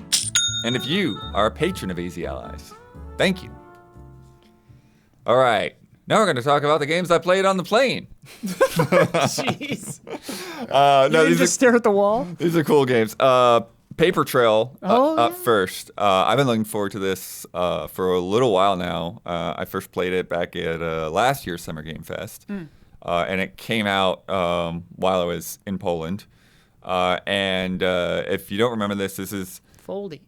Yeah, it's a foldy game, and I've been damn enjoying foldy playing it game. on Switch handheld using the touchscreen. I think you also can get it on like an iPad or something like that. But it does have That's controller controls too. You can't use your controllers on the plane because there's no. You know, can. Yeah, I think you can. Yeah, The you can. Joy-Cons, you're not supposed to take them off. You can. It doesn't If matter. they not work in so- airplane mode, I think they're fine. Anyways, And they do. but it's still touchscreen Damiani, you don't know how airports work. or mouse. Okay, I don't. Your Bluetooth headphones are working on the plane. It's the same shit. Oh, I thought they said it doesn't work, but okay. Oh my god.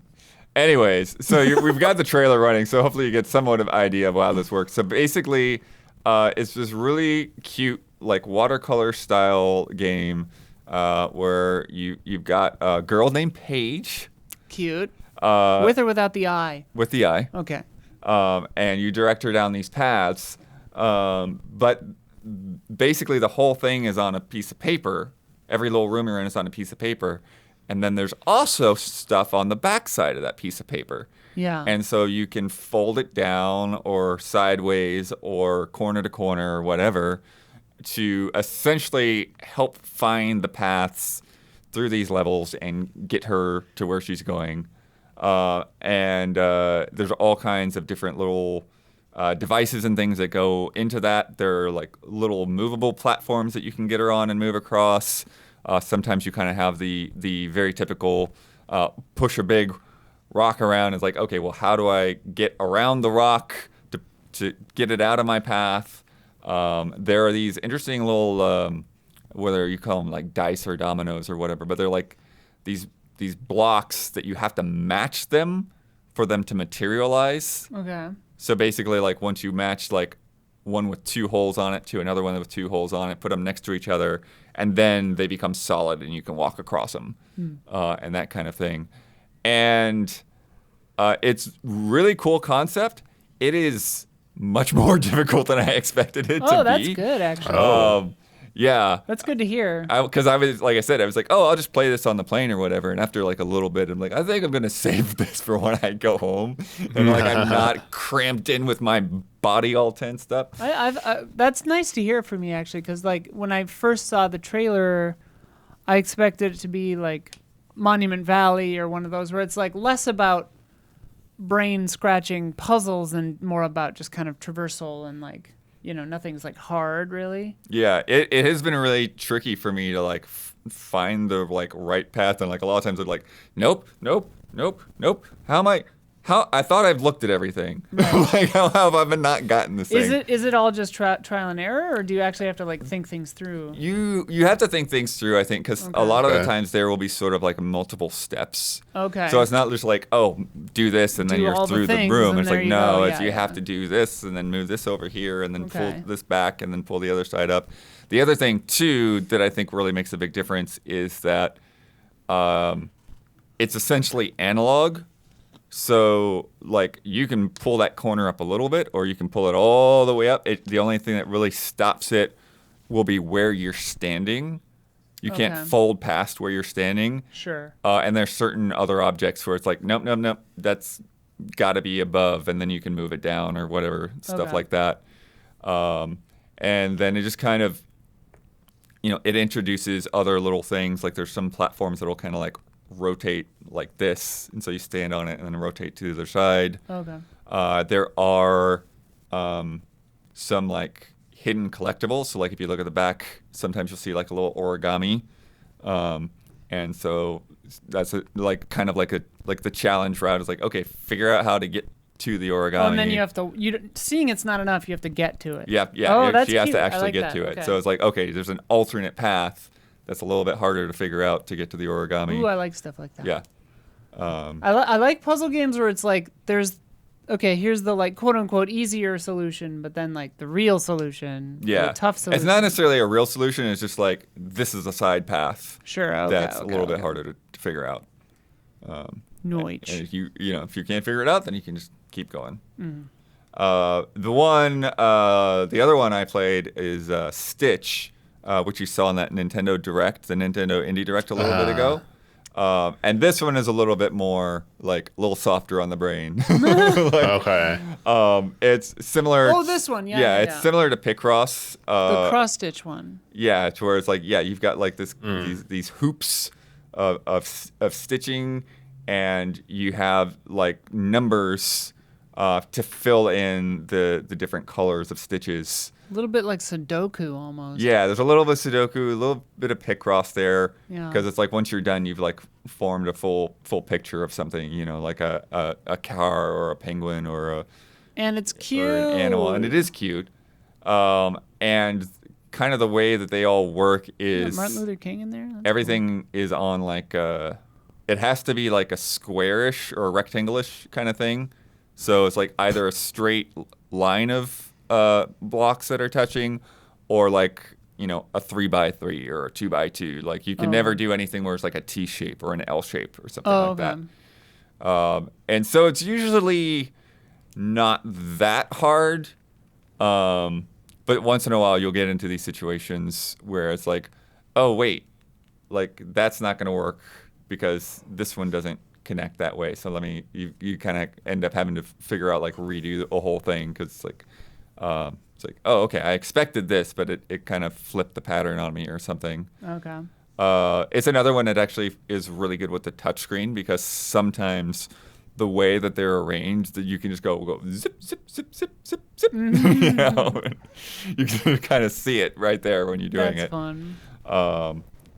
And then Does it control okay with the controller, or is it just better? I never used? tried it with the controller, Oh. so I would. Okay. I mean, I would guess that a touchscreen would be the better option to go. Sure. Or a mouse maybe if you can get it on PC. I'm not sure if it's on PC. I played it on Switch, but nice little time killer game. Yeah, I like the graphics. Yeah, Looks it cute. looks really good. The one thing I will say is that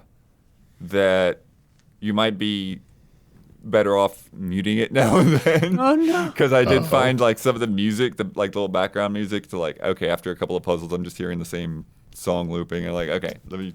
Much praise was heaped on the Balatro soundtrack, and I do like it, but like, there's one song or one part of the song that just like holds this high note that like as I was playing it in headphones on the plane, I was like, all right, you gotta go. And man. maybe that's the thing too, that like, on a plane, like, Yeah. some of the some sounds frequencies get, are getting lost.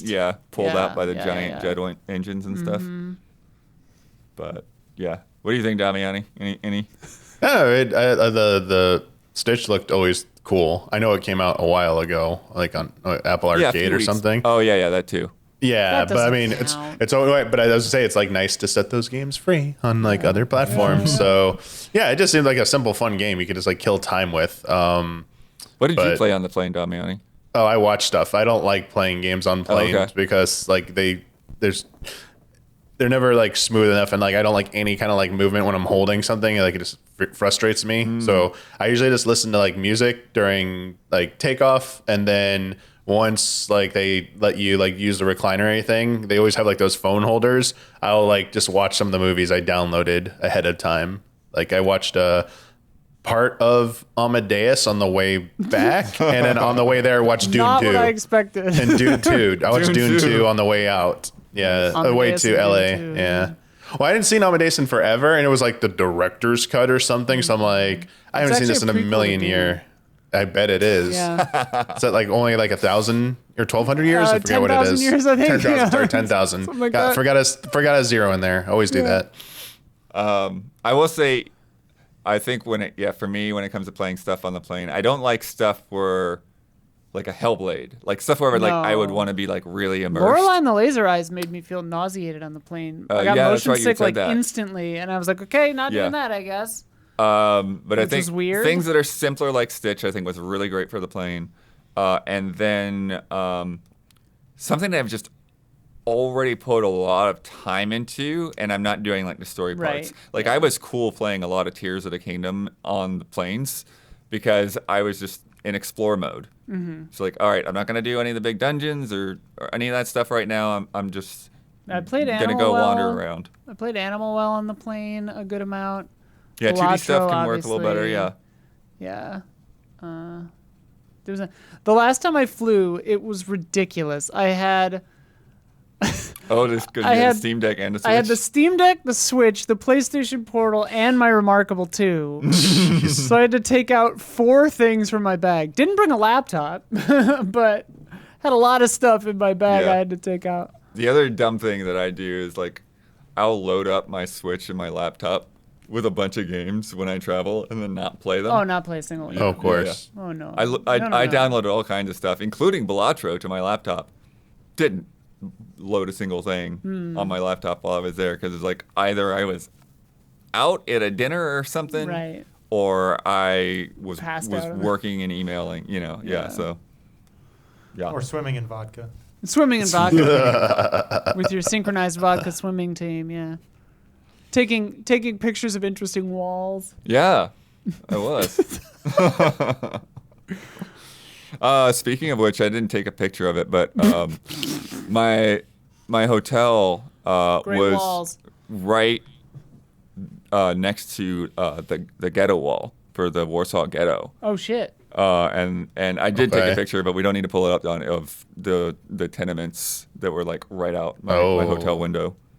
So it was I didn't even know what it was, but then again, like when I asked, like, hey, what can I go see before dinner? And she's like, oh, this is really close to you. And it's like, oh, that's what that is. Like, Yeah. yeah. What's interesting with what they did with the ghetto wall to preserve it is they've left the wall there and then like built a new building around it. Oh. So there's like a skyscraper that goes up from like the second floor or whatever, but then the wall is still there on the ground level. That's interesting. Yeah. Also this week, Atari bought the Intellivision brand. Didn't they already? No. Yeah. And Don and I were unpacking Got it. my heart pumping. Yeah. Oh, there's also some funny stuff I about almost this fell out of my too. seat when Television I, when 50, There's- baby. when I There's heard some- this headline, I almost fell out of my There's some rocking drama chair. here too, man. There's some drama here too. Yeah, so this gets interesting. So This that is very interesting, This actually. includes rights to more than 200 classic titles, and this is after like Atari's on an acquisition spree right now because they just recently bought Digital Eclipse. They recently bought Night Dive, all really focusing on What could go wrong? on preservation stuff. However, as Damiani was mentioning, Yeah, here we the go. current Intellivision Entertainment LLC. Oh yeah, wasn't there all kinds of weird brand bifurcation on this thing? So they are going to rebrand as they continue producing the Amico console. This was the thing. And Wait a minute. And then Who's they behind will that? license the Intellivision games that they've already made for the Amico from Atari. It's a bizarre situation. who owns that stake in the in Intellivision Amico? Tommy T. There you go. Tommy T getting paid big time in the end. Now look who's laughing, all you trolls. Tommy T is. What are you talking about? Rico? Please watch the H Bomberman guy video, please, on the Roblox oof and where that goes, which you have no idea where that video goes. Yeah, the Amico is like vaporware. If people are not familiar with this console, so quote unquote family friendly console that was under the Intellivision brand, and now we'll just have remakes of Intellivision games. That was the one. Is that they were trying to do a re-release of it, or is it the? No, they just talked about it for a long time. Okay, whatever. Whatever. Yeah. As long as Don's happy, I'm happy. I'm not. At first I was, but then I realized I misread. Well, the then press how should I feel? After depressed? Oh, okay. Well, I'm The frankly only upset. silver lining, though, there is silver lining. Yeah, once Blood actually explained what the press release truly meant, instead of my misunderstanding of it, I was actually quite depressed because Real roller coaster. Yeah, I thought Atari was actually putting some big bucks behind the Amico to actually bring it out in proper state. Release. No. But the silver lining, actually, the true silver lining, if you could say, in this story, is the longest console war in history is officially over. It's a beautiful thing, isn't it? Nintendo and 45 years, it's done. And television are putting away the swords. We did it. Yeah. Well, the real silver lining is that Atari owns the Not television your games bullshit now. silver lining. And not this weird sham of a company. Which who knows what they're going to be called after I'm this. starting to think all companies are shams, Blood. I don't know. Roll this. Multiverses unveiled a new gameplay trailer today for Jason Voorhees. Oh, yeah, he's like real boxy, isn't he? Yeah, well, he's big. He's like a fridge. He's a big old titan of a dude. He's got an axe and a machete. Oh, So I'm really bummed that Huber's not yeah, here bum that to talk Huber's about not this. here. Jason, axes, and multiverses. Yeah, look at him. That's Yeah. a unit right Yeah, 2 there. out of 3. But he's also has a teleporting Get her. ability to show up right behind opponents and stuff them into a sleeping bag. Like in 6. 6? When he beats her on the tree, or is that 3? I don't know. Whatever. Also, there he said something about like snapping a bed in half to like attack people. This Classic. is some crazy stuff. But only if they've had sex just before. Right? There it it is, was. yeah. There it was. The launch trailer teased Jason. They also teased Agent Smith from The Matrix. Right. So we haven't seen that yet. So that'll probably be the next gameplay trailer because it seems like they're probably gonna both be there at launch. So, or I guess they said season 1 for him. moonwalking. I don't know if season 1 is gonna be at launch or just after. But anyways, Hard to tell anymore. I don't know. With these games that are out and then they stop being out and then they're out and then again. they're out again. It's like my son. Japan's Indie Live Expo is happening this weekend. Oh, So if you want to keep an eye out on that, Japanese indies and some indies that are not Japanese that are just showing there. Starts Saturday. If you're here in our time zone, it's 1 a.m. because they're going on Japan time. Over 150 indie games, including Hotel Barcelona. That Oh, matchup with yeah. Suda and Swery. Dream Team, dude. Hotel Yep. Barcelona. I hope that game is good. I hope that game is right where I want it to be on the good bad Just good scale. enough. Yeah. Just good enough and just bad enough. Where you're like, is this an 8? We want it to be just bad enough. Yeah. I want it to be like a good 6 or a bad 8. Robamiani is... Uh-oh. Yeah, I think we lost him. Somebody reset. Robamiani, where are you? Let me see if he sent a text. Sometimes when the power takes him. His house gets hit by a lightning or a tornado or something, and he... happens every couple of weeks where he's got some kind of dramatic weather event. Something. Oh, nope. he's gone. He's just gone. Okay. Now there's us. Now Wait, put the camera on the Robamiani camera. We can do one of these. Yeah, we're doing a preview for my preview of the altars. There are the altars right there. Yeah. Too cool. Whoa. Oh, wow. Very exciting. All right. Well, let's keep on keeping on. Yeah, we'll at least get through also this week, and then if we have to stop, we'll stop for a second. The next Call of Duty is officially Black Ops 6. Thank goodness. They've now confirmed that this is indeed the game that will get a special showcase after the Xbox conference. Which we already knew. Yeah. We figured that. Everybody knew. After somebody said it, then it was like, oh yeah. Yeah, that Cerberus is literally the thing from the game. You're right. Even though Xbox is shutting them down, Arcane Austin announced that they will actually be completing that patch. On Redfall? Yep. Update 4 for Redfall is the one that includes offline play. It includes single-player pausing, as well as revamped Big stuff. neighborhood and nest systems. So, like, actually better gameplay areas. Shocking omissions from the original release, but yeah. That should be ready soon. They're supposedly going to be a May update, so haven't seen exactly when. That's depressing. Yes. What's not depressing, though, Larian announced that they are opening a studio in Warsaw. Yeah. Their seventh studio, which will help them on 2, quote, very ambitious RPGs now starting in development. What? Larian's definition of the word ambitious. I'm like, Right. Baldur's Gate 3 is the most ambitious thing I've ever seen. What do you think is ambitious? Like, what? My goodness. Yeah. And I believe that was right at the start of Digital Dragons, which is a conference that they have in Krakow, which was right after I was there. And people were like, "Oh, you should have stayed for Digital Dragons." I'm like, okay, yeah, I don't have the money for that extra hotel stay, but yeah, maybe next time I'll find somebody to sponsor me for that. Amazon is opening a new studio in Bucharest. And that's headed up by former Ubisoft Bucharest lead Christian Pana, who's worked on all kinds of stuff: The Division, The Crew, Far Cry, and Avatar.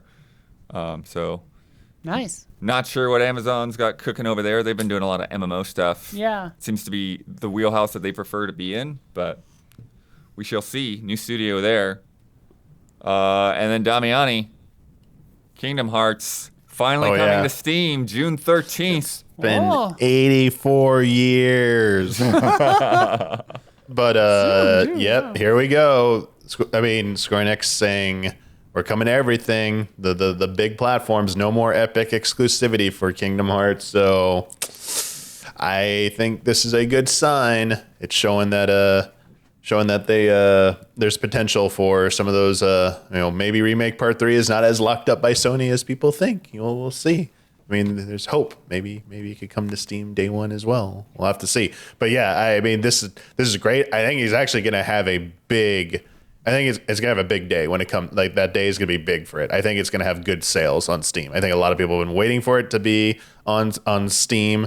And I cannot wait for the crazy mods that are going to happen for that as well. Now that it's like on Steam.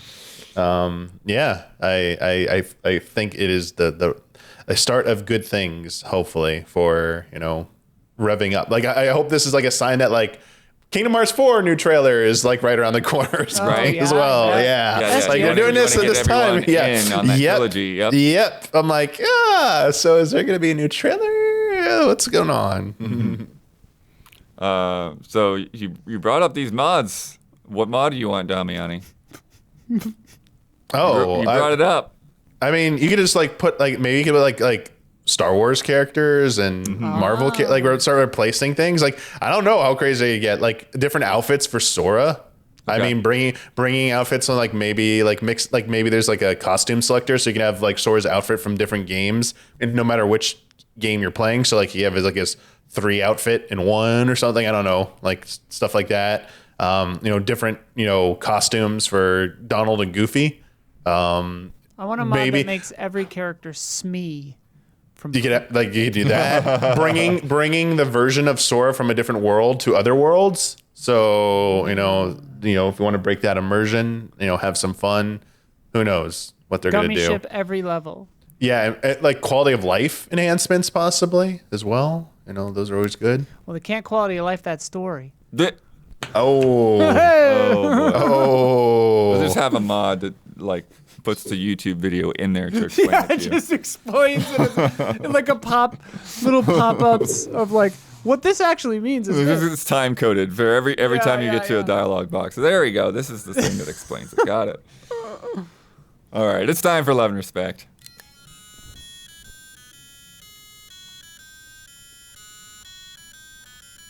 Love and Respect. From Rahul Misal. Hi, allies. Hellblade 2 was first announced in December of 2019, alongside the Xbox Series X itself. It's been almost 4.5 years now. Woof. Other examples of long windows include Bayonetta 3 at 5 years and Breath of the Wild at 4. Even Final Fantasy VII Remake took 5 years. Do you think these ultra-long windows between game announcement and release help or hurt games in the long run, if at all? Hurt. Hurt? You got a hair. Yeah. Yeah. Also, I don't always think these are obviously intended, but yeah, I do think they ultimately hurt because of how long they go. I mean, we've seen how successful short lead times have been for a lot of games that go from announcement to like a few months later, and like they're just as successful. So, again, I just don't think it's intended for some of these. Yeah. They probably had a shorter, intended window from announcement to release. And as you know, in development, things don't always go smoothly. And unfortunately, that's just like the reality.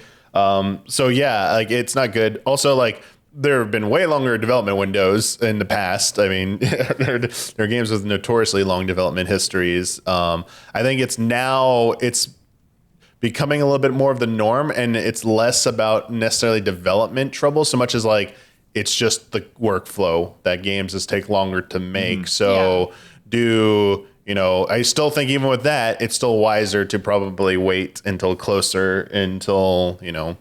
it's like probably ready. Like a year seems to be like the year or less if possible seems to be like year to 6 months to a year. I think is like the sweet spot right now.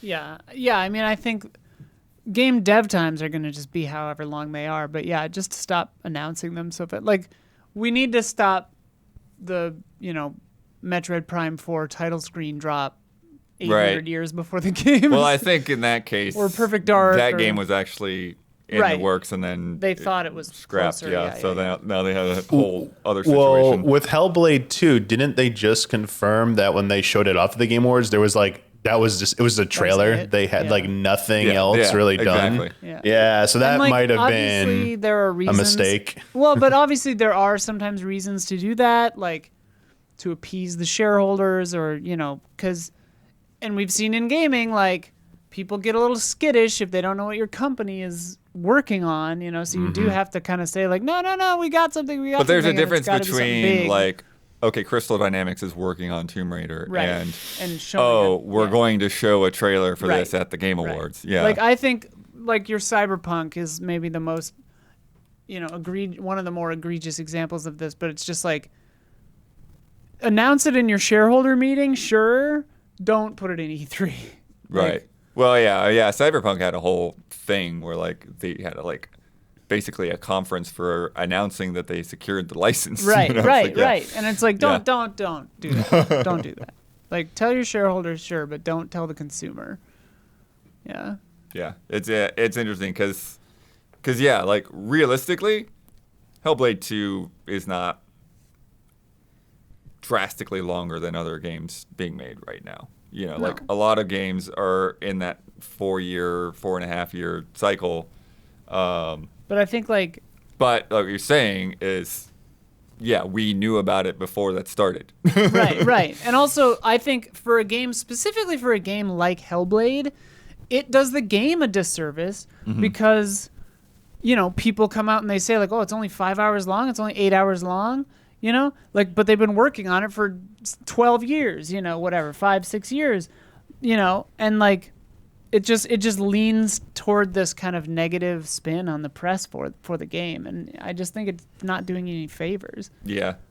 Like, I think it's clear that in Hellblade's case that like Xbox wanted to show off like what can the Series X do, and they're like, well, Xbox this is what we didn't can do have with anything. it. Yeah. And two, they were still coming off of that wave of the studio acquisitions they had made, and it's like, well, what are you doing with these studios? Right. Yeah. Right. So. Yeah, on the business end of that, it's like, okay, we just acquired these 12 studios or 8 or 9 studios, whatever it was in that year, and it's like, for your business doinks, you've got to show, some kind of fruit on that vine, or they're gonna freak out and torch the place. Like, yeah, it's when you got the business people and the artists in the same building, it's gonna. But in terms of like hurt and help and all that kind of thing, like, if they would have never been able to keep it secret anyways. No. But if they had remake out within 18 months of that reveal of that first trailer, it probably would have been crazy. And also, like, still, does a leak help or hurt a game more or less than announcing your game far too soon, right? Like, to me, it almost feels like a leak could even be a good thing in some scenarios if you haven't announced your game yet, because you get your cake and you eat it too, because people know, okay, maybe there's something coming. The shareholders are appeased a little bit, and then you still wait until you're ready to actually roll out the red carpet. Yeah. I mean, that's a little case by case, because case by case, obviously. I think with 7 Remake in particular, like, that was just an impossibility. Yeah. So if we had so many rumors flying around about that, and then it's like, oh, there it is, you know. I'm not necessarily advocating for leaks, but I'm just saying, like, if they're going to happen, whether they're helpful or not. Right. Yeah. Let's play a game.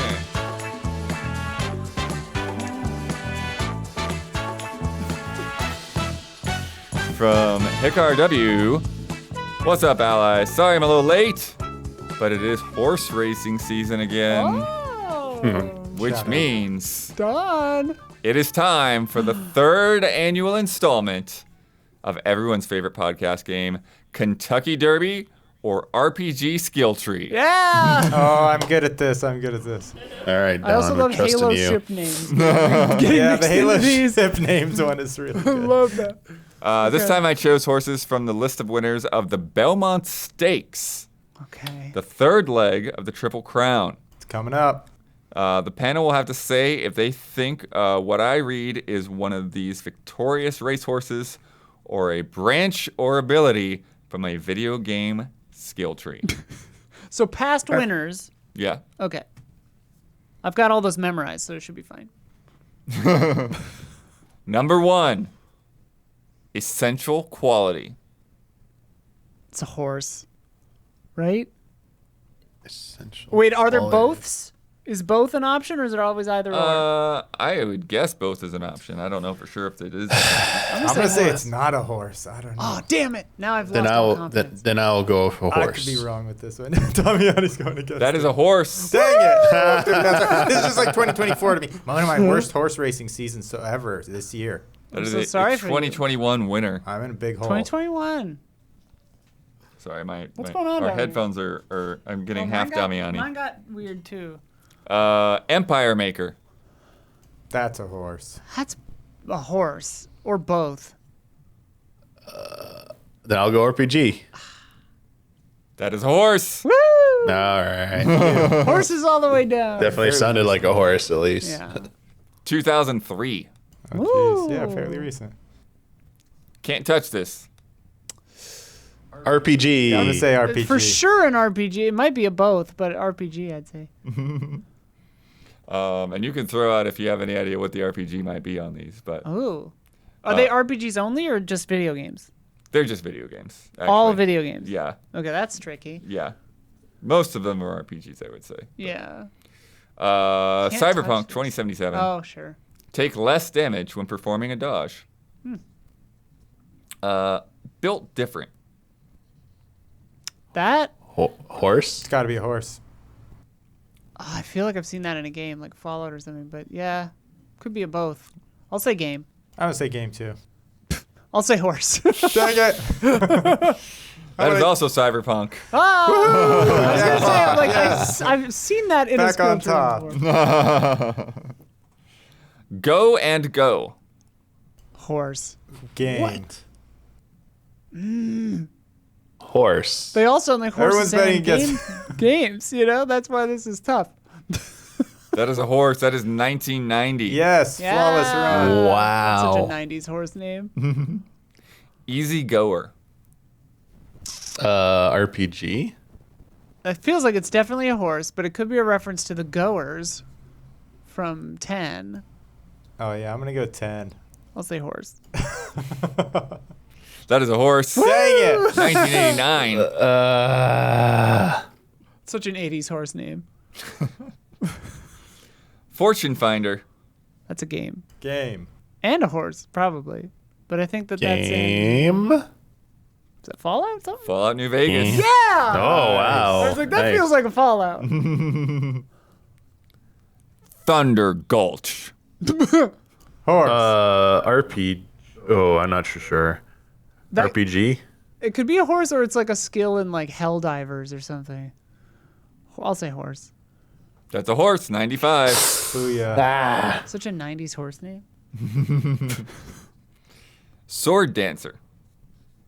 Please Horse. be an That's RPG. for sure an RPG skill. It's like a job in tactics. sticking or with something. horse. Not tactics, but... That is a horse. Damn! Booyah. Yeah, everything's just a horse. Don's on top. Everything's a horse. 1959. That's the secret. Oh Such a my 50s gosh. horse name. Do we like this bit? Should I keep saying that? General's Deception. Game. I mean, that's certainly a horse. Could be a both. Horse? Game. God of War Ragnarok. Booyah. The Professional. That's A game. horse? That was a game. That's a game. Yeah. Fallout New Vegas. I was gonna again. say that's Fallout. I was gonna say I thought that I said Fallout too much, but I was like almost positive that's Fallout. Editor's note. Oh, That's actually horse? I mean it's probably a horse. It's got to be a horse, right? Although I'd love it if that's like the name of a gun or I'm gonna something. say game. That is a horse. Dang it. 96. Destiny gun names would be pretty good in this too. Arts and Letters. What? That's a skill, I think. I'm gonna say game. Could Feels like easily a be game. a horse, but I think. That's a horse. Damn. 1969. Where were you on that one, Don? Blasted. Such a classic Losing 60s money. horse name. I lost a lot of money in 16. I just turned, 18. So I'm starting to gamble. Yeah. It was a dark time. Oh, wait. Hold on. Let me redo the map. Slip and Slide. RPG? What an amazing horse name. I gotta say horse, but it's probably a game. I'll say horse. Final Fantasy VII Rebirth. What a Oh.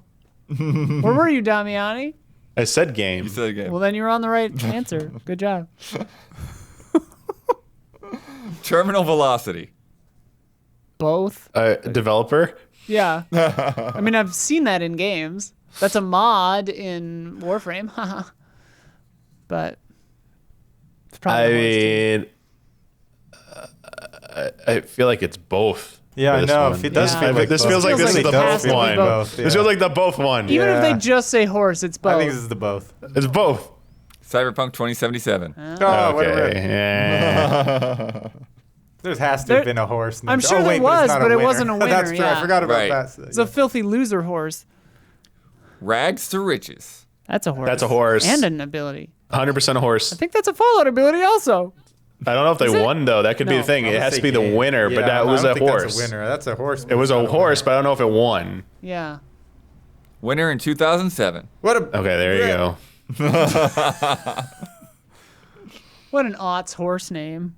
Mean Streak. Both. horse. I want to say Horse. horse. Cyberpunk Horse. again. Ah! Heaven Sent. Jeez, that sounds like an RPG name, but it's probably a gotta- horse because it's like yeah. the one word's like slightly off. Horse. It's like not heaven Horse. sends instead of heaven sent. Well, heaven sent is a saying. I know, Oh. but That's from Monster Hunter Rise Sunbreak. Ah, damn it. I never really played Sunbreak, so that's fine. Kingfisher. that's a Horse. horse. Sounds like a horse, but maybe I'll say horse. Yep. 1870. So say That was that's a good one. 1970s horse name. All right, last one. All right. Fallout. Phalanx. That's an enemy in Demon Souls. That's a horse. Horse. That's a horse. Yeah, It probably. was a recent one, wasn't it? I don't know. Probably also an ability. Both. It is both. Ah! 1947. So Oh was yeah, not yeah, recent. yeah. Recent. Such a 40s horse. name. and Diablo 3. Yeah, I was gonna say. Hey, horse racing is an old sport. Hell yeah. Horses, they've been around forever. Who knew? All right. Thank you for that, Loved Pick RW. From Alex Zirianov. You met him. I met him, Alexander Zirianov. Won't I don't say know how if he likes tall he Alex is. at all, so we won't say that again. Hello, allies. Today, a sizable chunk of the gaming community is playing live service games like Minecraft and Fortnite. Since these players Prove it. already have their... Well, you can do that. I know. Since these players already have their game and a device to play it on, they don't have any reason to buy a PlayStation 6 or the next Xbox when those will be released. Considering this and the fact that hardware components don't get cheaper as they used to, do you think that the next generation of consoles will have to target gaming enthusiasts who are willing to pay a lot for their favorite time spending? So, what do you think about this? Fortnite, Minecraft, play them on anything. Why buy a new console? I mean, yeah, with that report also that people are playing older games more. Yeah. Yeah. Here's what you do. You send out a patch for your system, right? For your, Okay. for your PS5, Uh-huh. for your Steam Deck, for your Switch 1. Bricks it. Just That- bricks the damn thing. Oh. You know? Then they gotta buy it. You know? It Yeah, you can't just be gotta cover your illegal. tracks. Yeah, Yeah, you just gotta cover your tracks. You know? we have to advertise this like you have to pay for access to new thing. You're obsoleting the Yeah. old one. Yeah, we're it's sunsetting in the the tech. terms. Yeah. Yeah. We're sunsetting it. We can't support it anymore. We've discovered a security flaw that makes Yeah. it. Yeah, so we can't. We are unfortunately ending support for your. Works for Apple. Yeah, it does. Yeah, I got that email from Slack. My phone will not be supported Yeah? after September. Yeah. It's like cool. It works Yeah, that's fine. why. Minecraft. That's can just why I say, had hey, to get mine. Yeah. This won't work on the Xbox Series X anymore. You I gotta didn't get wanna the deal with Xbox that. Series Oblique or whatever the fuck they call the next one. Yeah, no, this is definitely a big thing. You know, like we've been talking a lot about the sales reports and the fact that like, yeah, a lot of people are just playing the forever games Yeah. and that eats into the time of the new games, but also clearly could eat into time on, you know, whether people buy consoles. And there's something, man, I hate that I don't remember the source on this, but something was just going around the past couple of days about they were asking, like a survey asking people, you know, why they haven't upgraded to PS5 and Xbox. Sure. And I think it might have been Stephen Totillo. But one of the things that they had said was that a lot of people, when there was the shortages, they got used to not having the newest Right. console. Oh, yeah. And then when the hype had passed, The FOMO's gone. yeah, then they're like, well, my PS4 is fine. Right. I'm playing Fortnite still. Yeah, what it's do I need fine. it for? Yeah, Yeah. what do I need it for? Still HD. Same thing. Yeah, some of those games are 4K. Game looks the same. It's checkerboard 4K, but they don't care. Yeah. Yeah. And so it's really interesting and then the other side of that it's interesting to me is like, well, okay, so maybe those like Alexander's saying, like maybe those people don't upgrade, or maybe it works the other way around. Like maybe because so many people didn't buy a PS5, Right. then when the PS5 Pro shows up, it's like, all right, I'm tired of this old thing. Like now they're getting to the point where they're seeing that their games are getting old, but they're like holding out because of the PS5 Pro rumors. Like, why buy a PS5 right now if there's a Pro coming? Yeah. So I mean, I think that if the companies that make these live service games really want, that's why they would maybe try, like an Overwatch 2, where it's which meets with varying degrees of success, but Minecraft 2, who's to say? But I doubt it. But yeah, that's interesting. Yeah, super interesting, all the different ways that can go. But the fact is, like, yeah, I'm playing games. It's fine. It's funny because, like, I'll buy one when my PS4 breaks. Right. And on the one hand, yeah, like, we see a lot of people just playing their one game, Fortnite, Minecraft, whatever. But also the Switch is selling like crazy. And a lot of those games that we talked about that they are bought on. Shiver Entertainment for. Right. It's And like, hey, I'll just play Hogwarts on the Switch. It's like, okay. So it's like consoles aren't dead. Yeah. Yeah, it's very interesting. And like the WoW effect, right? Like WoW looks the way it does so that anybody can play run it on their a toaster. potato, yeah. My fridge plays WoW, yeah. So, yeah, there's a lot to think about there as things continue, and as consoles, the gap, just doesn't look as wide in the future. Yeah. Like Damiani was saying with phones, and it's like Yeah. it's like there was a time when it's like, oh, people would buy every new phone, and it's like now it's like, wait, 3 phones, 4 phones, right, until you get a new one. Yeah, as things become more and more iterative, and less like huge tech jumps, yeah, like people see less of a point. And like the last couple of generations, it's not like making the SDHD jump again. It's just like, yeah, it's the same. It's like whatever. And like if there aren't, console exclusives or big huge games that pull you in, yeah, you don't have a reason.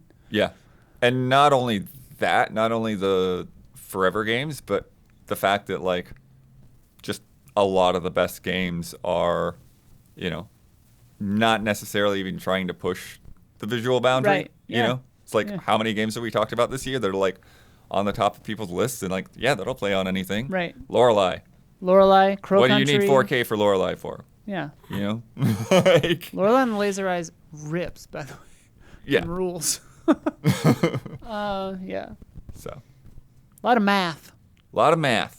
Don't love math necessarily, but Lorelei and the Laser Eyes is sick as shit. It's time for bets. This week's bets. We talked about it. Multiverses re-releases next week. So what I'm going to do is I'm going to choose... Oh, wait. Gabby didn't bet, right? Gabby, you're going to go first so you don't hear any of our bets. Nice. I am going to choose a random character and enter a 4-player online match. I will be able to move. I will do my best to stay in the center of the arena. So he'll be going left and right and jumping and doing whatever. All of that. What I will not be doing is blocking or attacking in any way. How long will it take for me to lose my first life? Gabby. Sorry, so you're not attacking or anything, you're just going... I'm just trying to Trying stay to in the middle. avoid. Trying to stay in the middle as long as I can. It's like Smash, yeah. until I get killed. Trying to stay in the middle. And just how long until you die? Yep. Yeah. 1 life? 1 life. First life. She's been put on the spot, everyone. It's okay. Yeah. 45 seconds. Shit. 45. Whoops, I ripped my thing in half.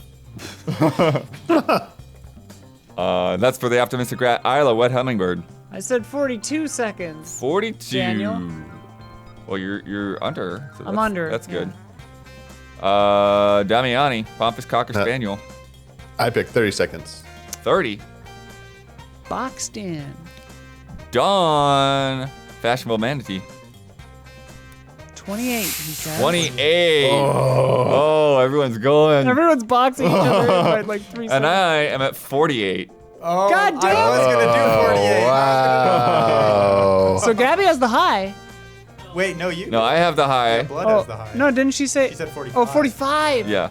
A You 20-second snake in the spread. grass. Dawn has the low. Ah, and I was going to go for the high. I hope it's a low. I love how many times Don has tried to go for the high and had by a wide margin the lowest bet. You gotta start doubling your bets, Having Don. a bad year at Pick your horses mount. and at bets on these. We're all having a bad year, except for cheaters over here. Last week's bet. Lorelei and the Laser Eyes released last week. Oh, this felt bad, dude. This time, yeah. So we're asking how many viewers it would have on Twitch this week, right before the podcast when I checked. Oh, you checked already. Yep. So Huber had bet 111 viewers. Ow. Damiani bet 250 viewers. Isla bet 12 viewers. It didn't seem like a game you'd want to watch a stream of, but I love it. Don bet 800. Gabby bet 915. The answer when I checked, like 415 or so, 10.7 thousand. Hell yeah. Good job, Lorelei. Shit, yeah. Way above all of you. Yeah, good. But Gabby was Good. the high, Gabby, happy to be wrong on that one. bringing the scores to 6 for the Stealthy Centipede, who is not here, unfortunately, out sick. And then Gabby, the Optimistic Rat, at 4 now. Come make a noise, Optimistic noise. Rat. You've got 4 points. You gotta push that button. There it is. There it is. There it is. All right. Let me tell you about patreon.com/easyallies. Everything that we do here to make this podcast happen each and every week is because of wonderful people just like you who listen in and decide that this is something that they want to support and they want to keep happening.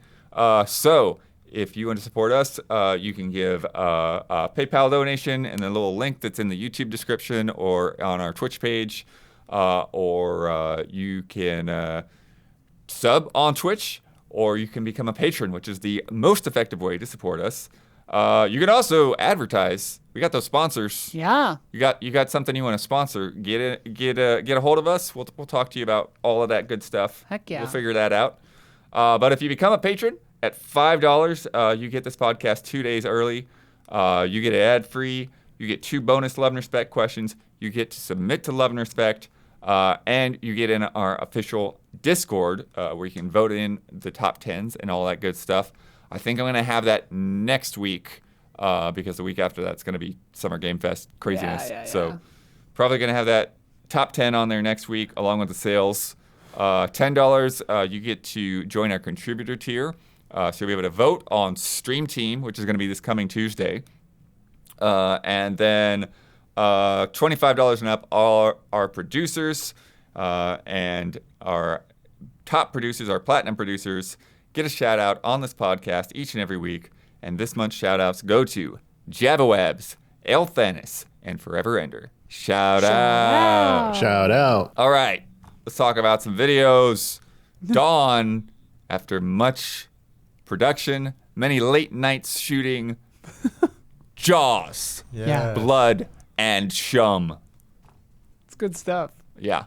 Yes, pumped up about this video, Blood. Thanks for giving a little promo. Late nights with Blood playing Jaws pinball at the studio. Good vibes.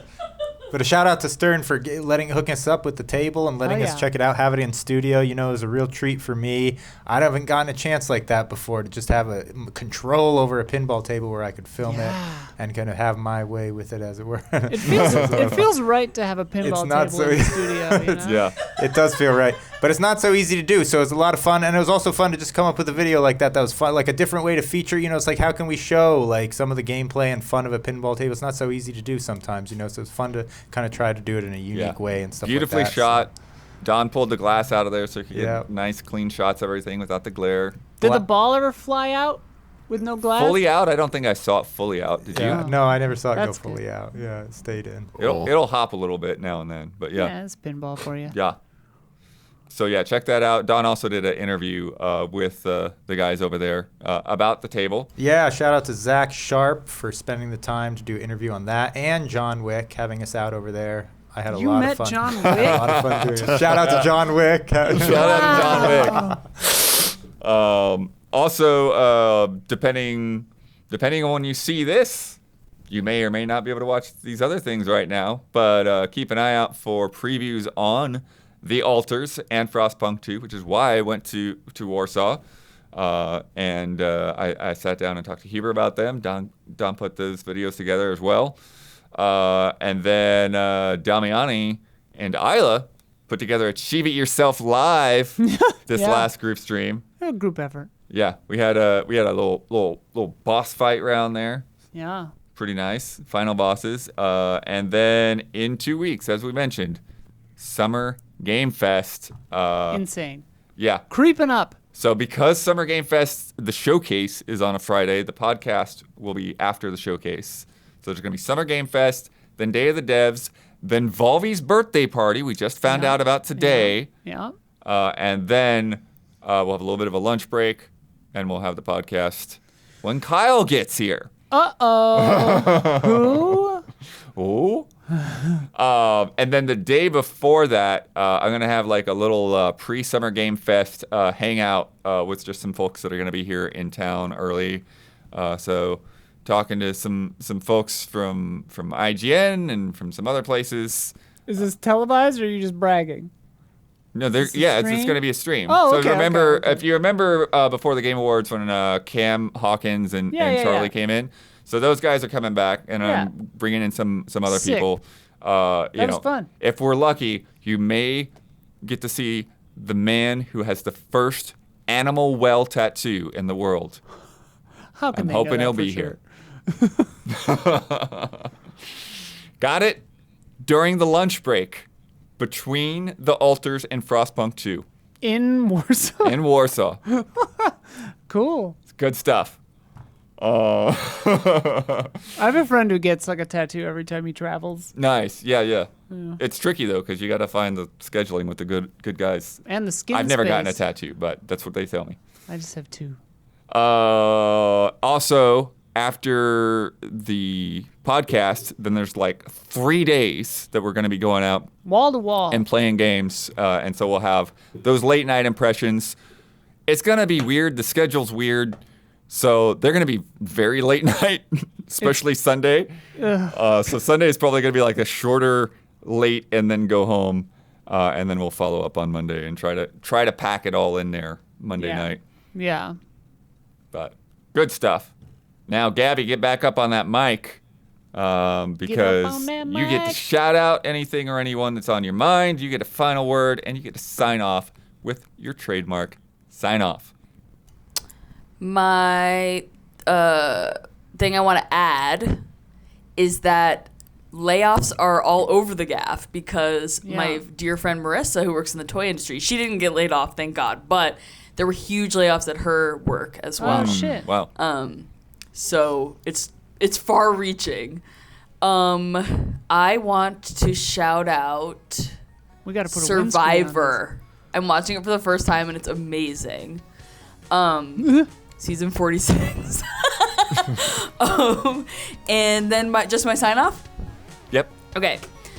Nothing is true, everything is permitted. Get the dream egg from the Moogle Chocobo Carnival to unlock the Master Assassin's robes for Noctis.